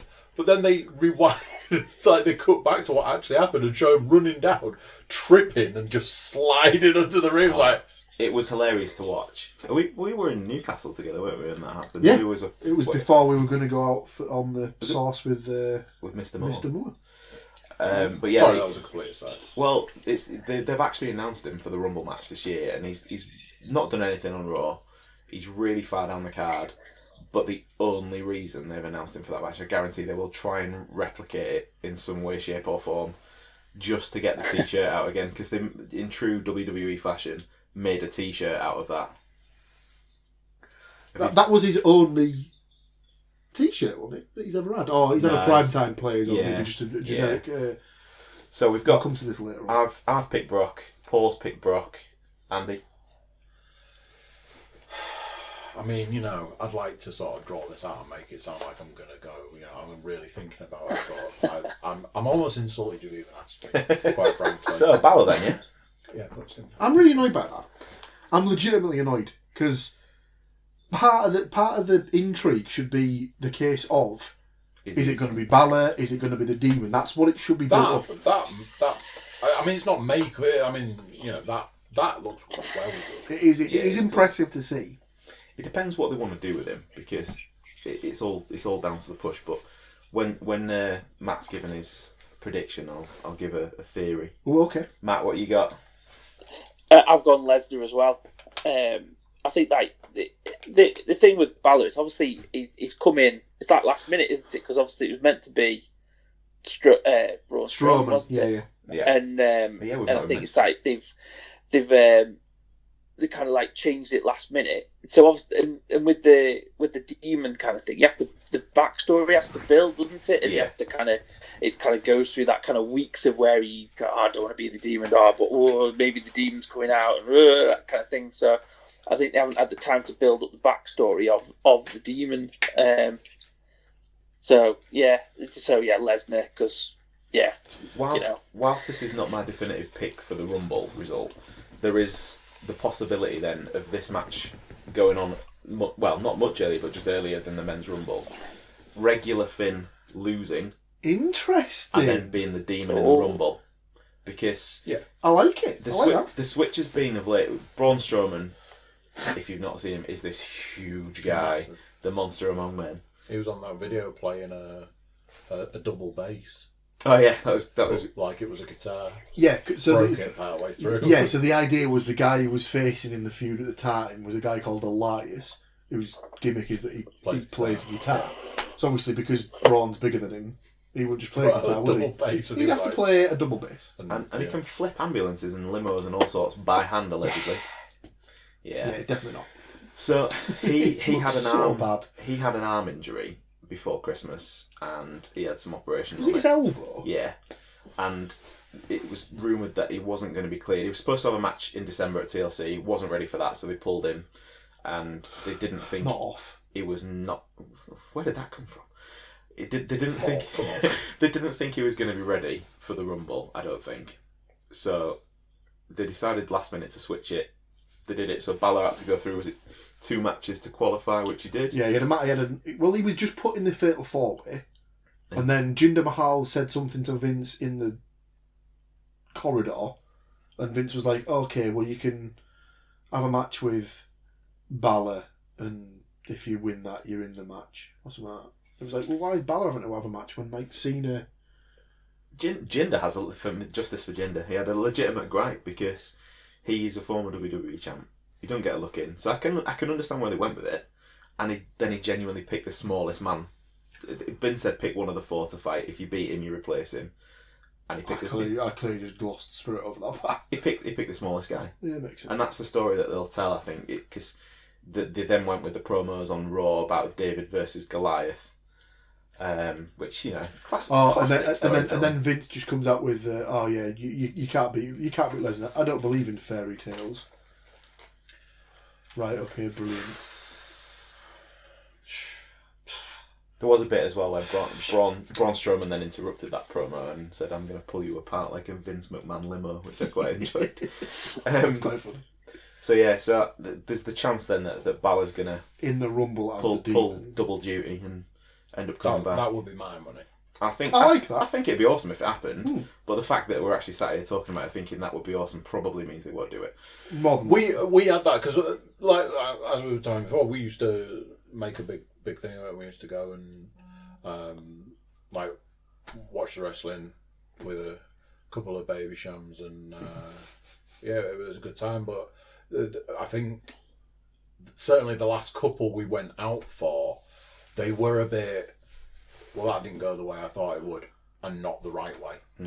Especially you, because I mean, obviously, it's a lot bigger for you than it is for me, and I'm just like, it didn't feel quite right. Like I said, every single one of the bets that I put on didn't come in, so it was a bit like you can't even predict it because they were just like, oh, it's going to go this way. No, it just went a different way at the end, and you were feeling that it was that they were doing things wrong. The perfect example was the back-to-back Rumbles where they had Batista winning it at in 2014, and then they have Reigns win it the year after, and both years at the end of the pay-per-view, the crowd's audibly just giving them shit for it, booing. Wasn't one of those in Chicago though as well? No, I think one of them was in Philly, and the other one might have been in Pittsburgh. Why do I feel like we went from watching a playoff?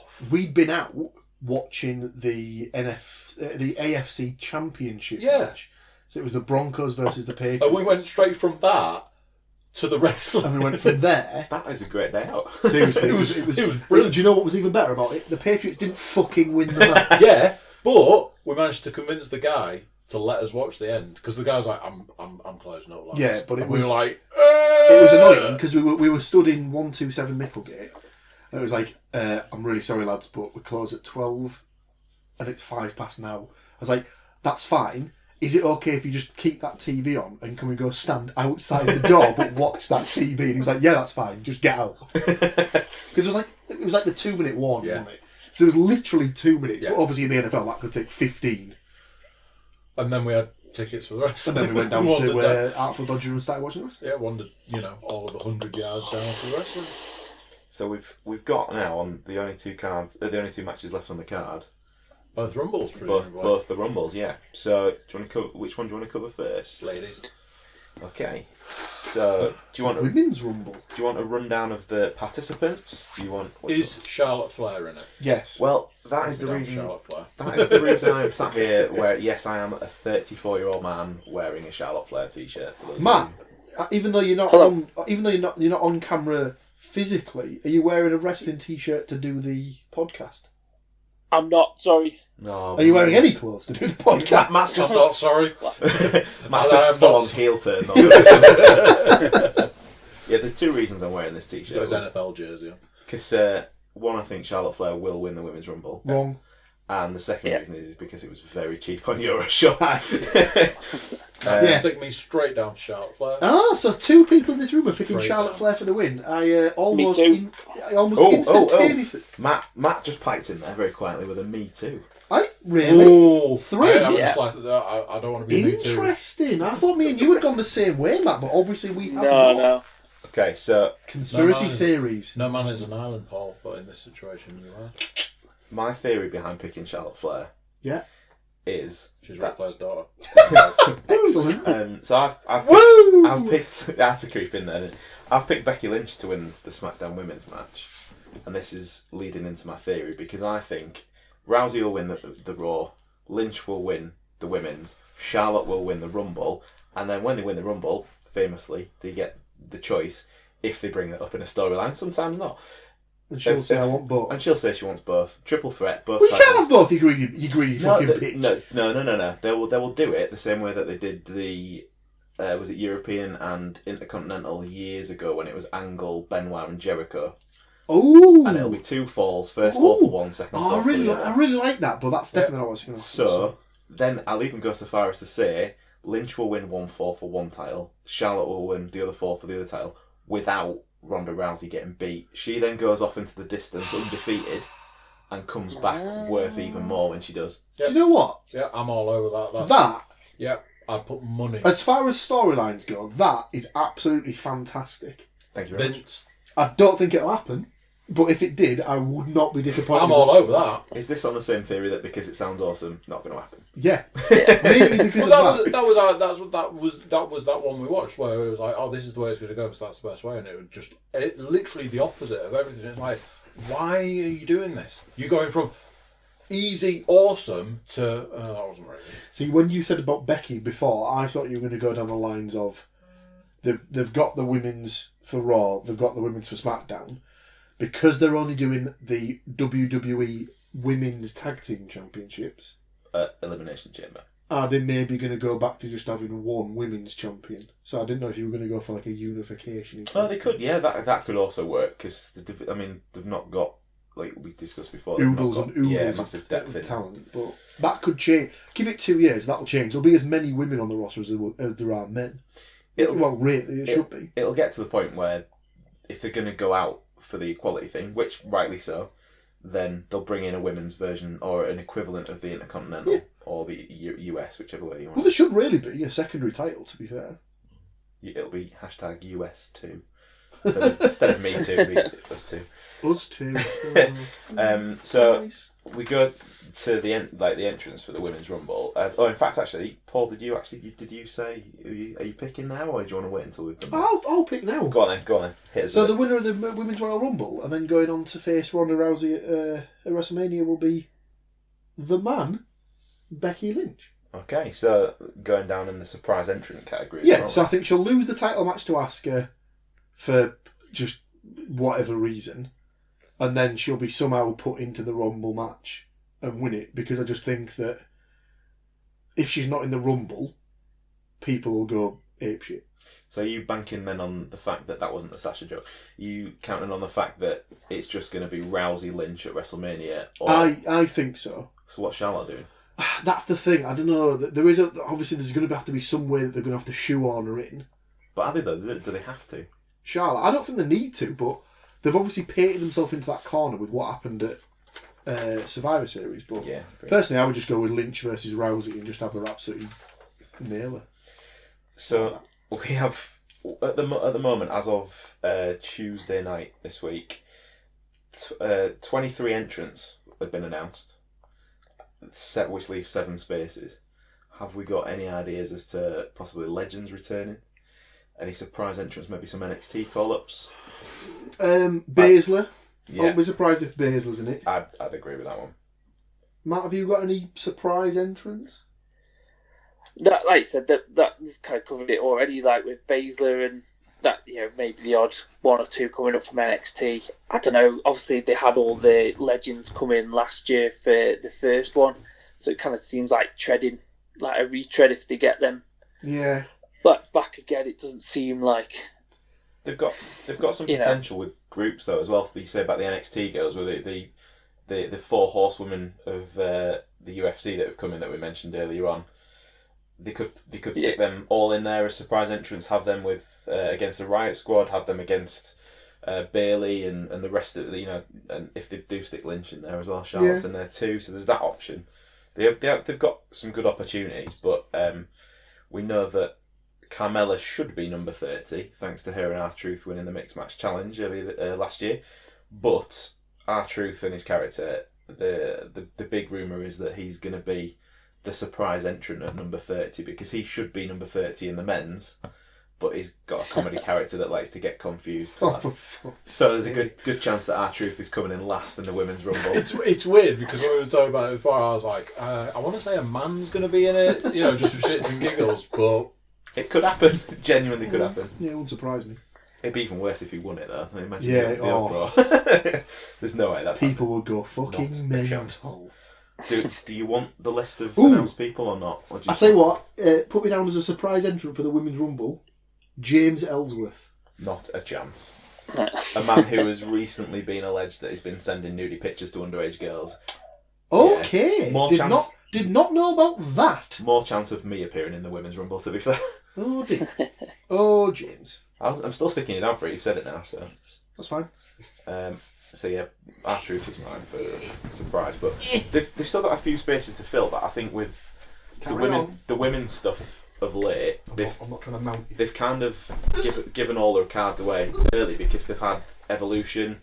They had the Rumble last year where they've brought back like female legend after legend. Trish has already done a couple. Lita's done a couple. Michelle McCool's done a couple. I think the only people that haven't is possibly Layla, who was part of Laycool years ago. But they have announced that Beth Phoenix is going to be one of the women's commentators for the Rumble match, so there's a chance she might just get out from throw the mic and just start running down. Yeah. So there's a chance of that happening as well. I think. I'd expect. I think there'll be a strong showing from Ember Moon this year. She's one of the NXT call-ups. I don't know if she's fairly recent onto Raw, but she calls herself the She-Nom, as opposed to the Phenom for the Undertaker. She's definitely not a female Undertaker, but she has some pretty spectacular contact lenses. Is she a reverse Undertaker, though? She is not #reverse Undertaker, no. There you go, you see, she's missing out, isn't she? Matt, have you got anybody that you think's going to put up a strong showing? I just kind of went for the usual, like Natalia. Nothing out of the box kind of thing. I just thought, obviously she had a big push and this and that and the other. So I just went with Natalia.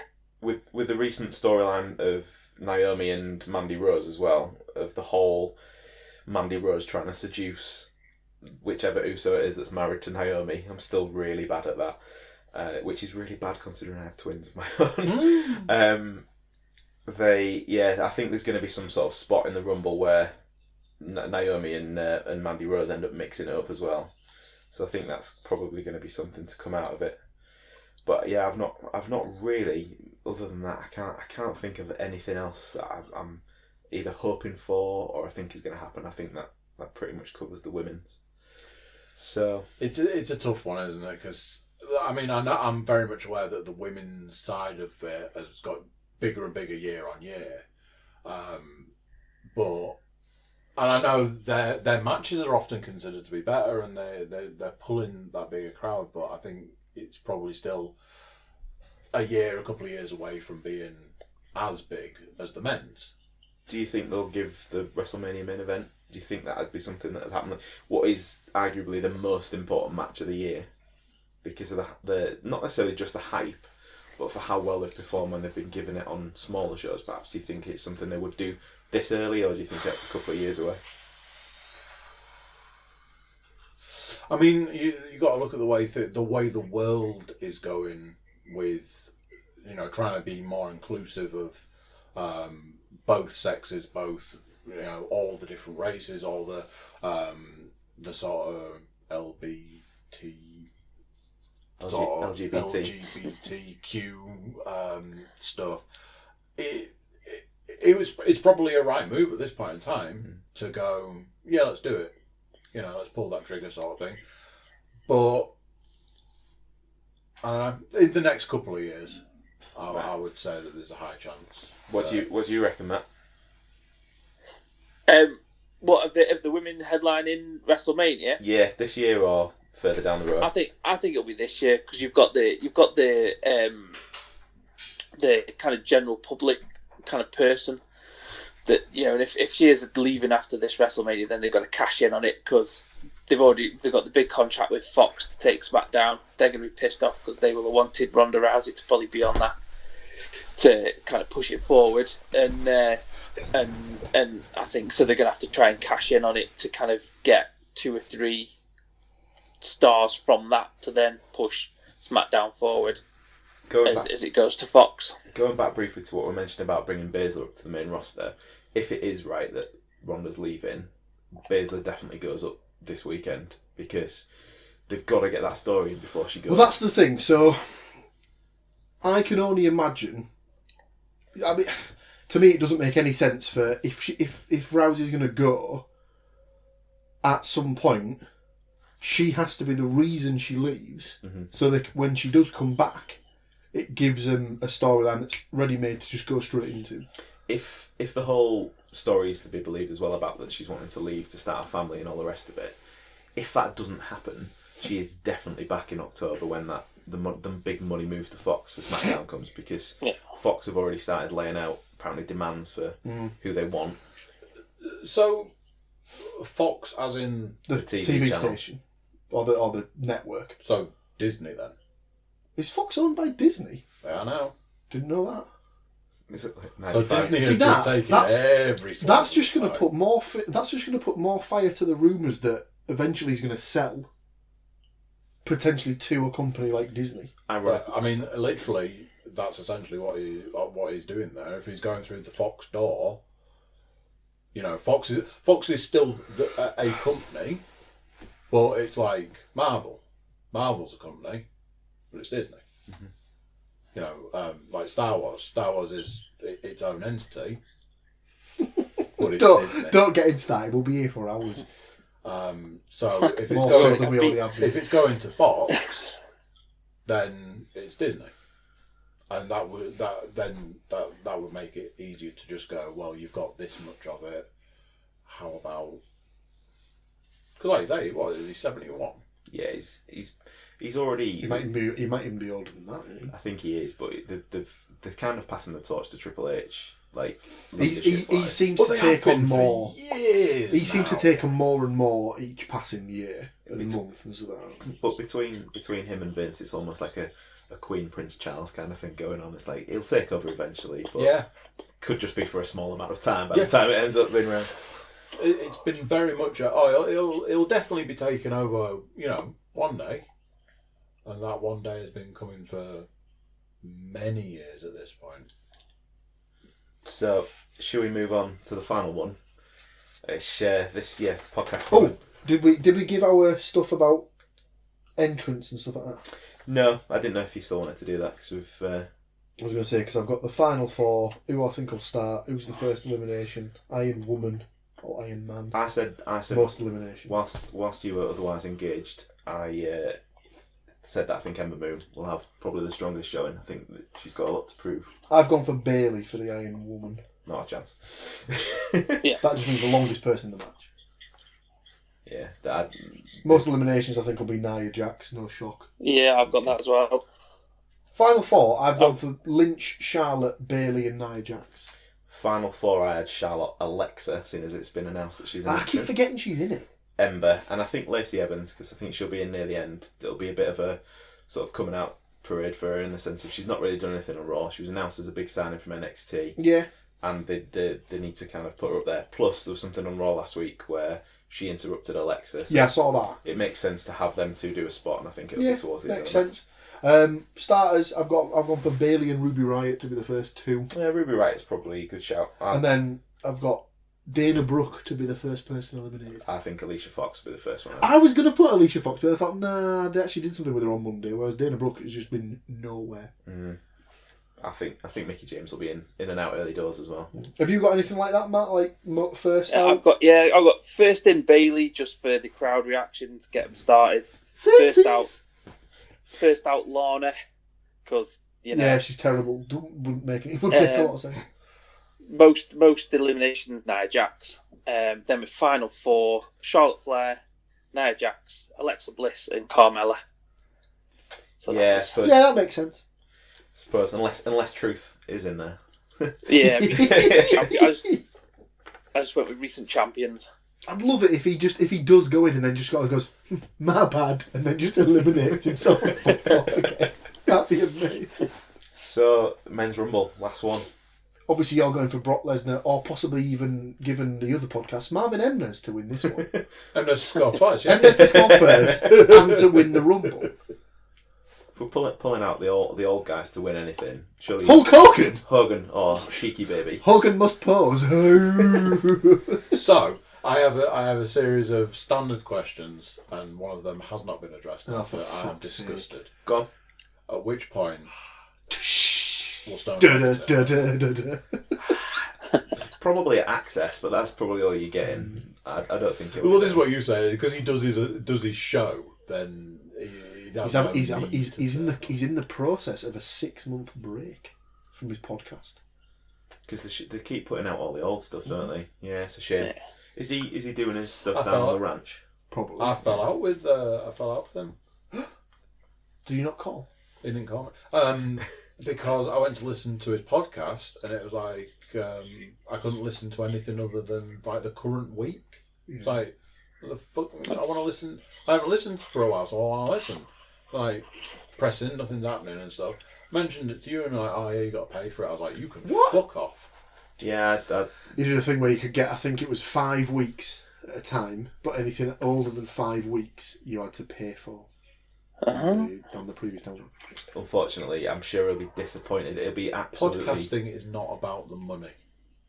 That's what adverts are for. I'm sure he'll be utterly mortified when he listens to this, but unfortunately, now that I'm in a different line of work other than walking around delivering post for all day, his is one of the podcasts that has made the cut. Unfortunately, Fallen by the wayside. Not made the cut. I had like Christmas, December sort of time. I had such a backlog, and then I've recently moved seats. I find out listening to a lot more podcasts, so I'm getting through them like nobody's business. do you sit nearer to Paul? So that means I you sit as far Further away away from Paul. Actually. I like Paul used to. Well, Paul still sits here, and I sat here.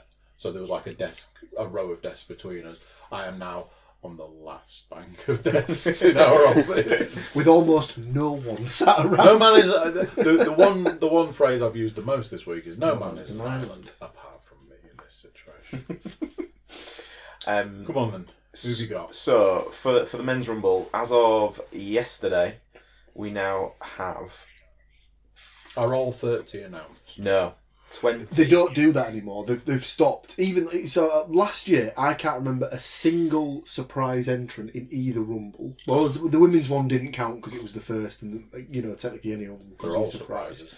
But I don't remember a single surprise entrant in the men's Rumble last year. Well, for the fact they actually finally pulled the trigger on doing the women's Rumble, you could probably count that as the biggest surprise of the night. Makes sense. And the fact it went on last, which isn't a knock on the women's Orcs, it was worth doing. It was good. So, yeah, they've announced 20 so far. Randy Orton joining the list on SmackDown by RKOing the shit out of Samoa Joe. It was, as I described to Paul earlier on, there have been RKOs out of nowhere, and there have been meaty RKOs. It had a good amount of purchase on the slam of the face into the floor. But yeah, some highlights from the list. Cena apparently injured his ankle. It's alright though, because we won't be able to see him, will we? So. Okay, on that note, just very, very quickly, for like the fact that I have a lot of like tat, as Sarah would probably describe, the pop vinyl figures, what they do of everything. The next wave that are coming out, they have a John Cena one, and it is see-through. that is actually true. So Cena's been announced. Seth Rollins. I saw a great interview with John Cena recently, where he was just going through all of like his stuff that he's done over the years, like all of his different early carnations and stuff, and all of his like catchphrases and stuff. Half of them were bets. His brother or his like mates and stuff. Be like, bet you can't get that one in on tomorrow night's whatever. And he's like, bet you I can. So he'd say something. Next minute it's a catchphrase. He's like, some of it, if I actually explain to you where it came from, you'd be like, the fact you're using that now is criminal. But yeah, it was entertaining just to see him go through like some of his like the "You Can't See Me" stuff and things like that. It was Yeah. It doesn't matter whether he turns up every week, whether he turns up once every 6 months, pulling a Brock as it's now known. Ooh. Bottom line is the kids love him. He's a proven moneymaker, isn't he? Yeah, he's one of them. It's like the dads kind of have to go along with it for the kids, so he doubles up on the t-shirt sale there as well. Yeah. So highlights, now it's Rollins, Samoa Joe, the whole of New Day, which could be interesting if they end up getting in there together. Oh God, I hate them so much. You don't like the New Day? I can't stand It's gone on for about 2 years too long. Just the two. Seriously, they've basically missed 2 years of having Big E as potentially the biggest heel in the company. Mm-hmm. For me, Yeah, I agree. It's such a missed opportunity. Was he the one that was on that video, that training video with Could be. He is huge. Fletcher, maybe? CT. Yeah. It could be him. He is massive. He is absolutely ginormous.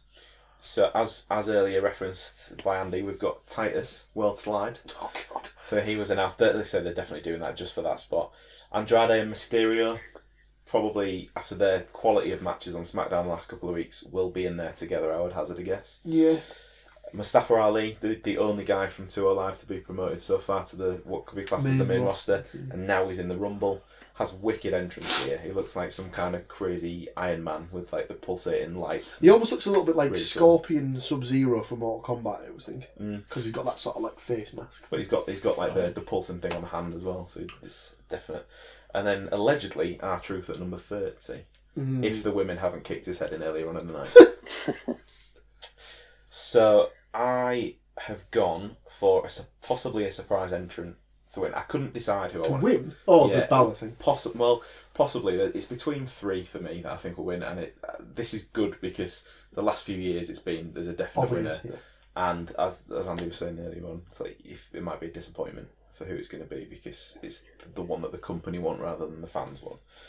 I think it's between 3. I think Rollins is a good shout to win. I think, but with his health, Rollins is fine. I think he's going to have that dicky knee forever though. Definitely, that's always a risk. I think. But wasn't it him that's come out recently to say that he's? No, that's Roman Reigns. Oh yeah.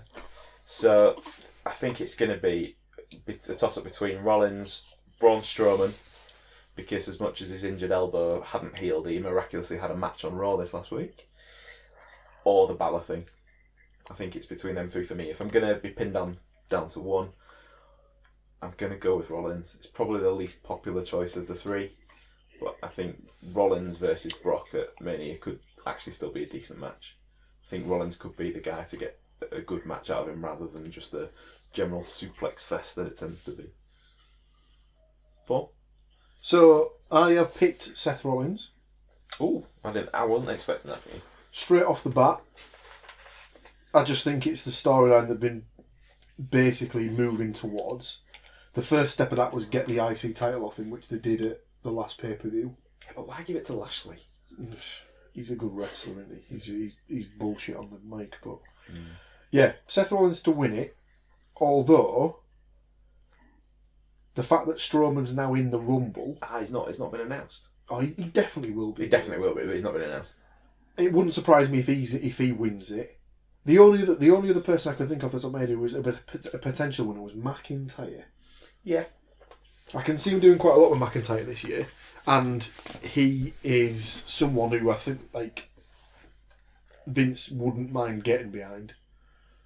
The only surprise person I've gone for is Kenny Omega. Just on the off chance. Boo! As one of the young bucks said, yeah, he can go and wrestle in the Royal Rumble, but we'll sue the shit out of him because he's broken his contract with AEW. So, has he actually got a contract with them now? Then yeah, he's right, with AEW. Yeah. So I've got you down for a Rollins win though overall, yeah. Yeah. Okay. Andy. I like the sound of the Demon winning it. I do like that. That's a really now you've said it. If it doesn't happen, I'm going to be really pissed off now. I think that feels quite right because what I was saying, like looking at that, I'm not entirely sure the body paint. That whole scenario makes the most sense to me. Mm-hmm. To have him lose the first match, having to come in. Because what you say, 20 people have been announced so far, and so that leaves 10 possible. 10. Yeah. To have him come in at like 22nd, 23rd of overall as that character. See, it's a shame with them already saying that R-Truth's number 30, because that, as the 30th entrant, would be unreal. They can still do it, because if the thing happens with R-Truth and the women's, he then probably won't be number 30, which then frees up the spot for Balor. I suppose, yeah. There is that. Or they'll just give it Strowman, and that'll be it. Game over. But yeah, cool. Matt? Right, I'm going to have to go, so I'll give you all my predictions all at once, and I'll leave you with the last one. Okay. All right? So, first in, Rollins. So, he's going to be the first into the ring, and he's going to be the Iron Man, because obviously that's the reputation that he's built up. First out is going to be Titus O'Neil, because that thing on Facebook today was terrible. Most eliminations, McIntyre, because I think they're giving him the real push. Surprise entrance, Kevin Owens. I think Kevin Owens is going to be. Has he been announced? No, he hasn't been announced. No. They did a thing where he's coming back soon. But they did that for Sami Zayn as well, so I think there's a good chance both of them will turn up. Yeah, that won't surprise me. Yeah. So then, final four. Are you ready? Oh, yes. McIntyre, Samoa Joe, Randy Orton, Becky Lynch. And Becky Lynch to win the Royal Rumble. Excellent! So this is feeding back to the theory. So you genuinely think that there's going to be 2 Rumble matches and both of them will be female winners? I just think, obviously, that she's gone for the man thing. She's shit-talking everybody. And I just think there's this chance of that she'll come, that they might just go with that. After what we were saying about this year, then you get all 3 of them in the WrestleMania. Do you know what, as well? If you are correct in that prediction, there was some fair flying on Twitter a while back between her and Rollins about the man nickname. So Rollins will be the Iron Man in that situation, and she will be the one that eliminates him if that happens. I really like that, and if that doesn't happen, I'll be annoyed now. And on that, lads, I'm going to have to drop the mic. On that one, Mike dropping his out. Right, well, thank you very much, Matthew, for joining us again. And we'll speak soon. Speak soon. See you later on. Cheers, Matt. Cheers, mate. Call ended. There we go. So Matt has literally shot his load and left. That's all right. We can carry on to do the remainder of the predictions and stuff like that. So going back to the men's. Mm-hmm. So my picks for other stuff, such as like first entrant and stuff like that. So I've gone for the first 2 in to be McIntyre and Dolph Ziggler. Right. First elimination to therefore be Dolph Ziggler. Iron Man, McIntyre. Most eliminations, McIntyre. I've gone for the first person in to be Jeff Hardy. I think it's a good crowd pop. Yeah. It's everybody going. I think that Iron Man, whilst I like the idea of McIntyre because of the big push that he rightly should be getting at the moment, I just have a feeling that the Raw guys are getting a push on a longer show every week. So I don't know if McIntyre needs it as much, but Samoa Joe for me could be that guy. Yeah. And therefore the most eliminations also for me should go to Samoa Joe. And the first elimination, much to Paul's chagrin, I am hoping is Baron Corbin because he's turd. So, I think. What have you got as your final 4? My final 4: Samoa Joe, Rollins, McIntyre, and Braun. So I've got 3 of those 4, but I've got Rollins, Strowman, McIntyre, and my different one was Dean Ambrose. I thought you were going to say D'Lo Brown for a minute then. D'Lo Brown, motherfucker. That was not a name that I thought I would be talking about tonight, but there we go. Surprise entrance. Matt briefly touched on it there. I think Owens and Zayn will be in. I think Aleister Black will probably be thereabouts. I forgot. I keep forgetting about him. There's a whole thing at the moment about the Velveteen Dream not making an appearance, but I think he's got a good stab of being in the Rumble. Obviously Strowman, if he's in it, that's technically a surprise. And in the building, on the announced team this year, just for the men's Rumble match, JBL, who for some unbeknown reason has blocked me on Twitter. I'm the world's least offensive person on Twitter, and apparently I'm blocked. So whatever your problem is, JBL, fuck you. So, Jerry the King Not Lawler. offensive on Yeah, not offensive on Twitter. On the podcast, a different stuff. It's fair game.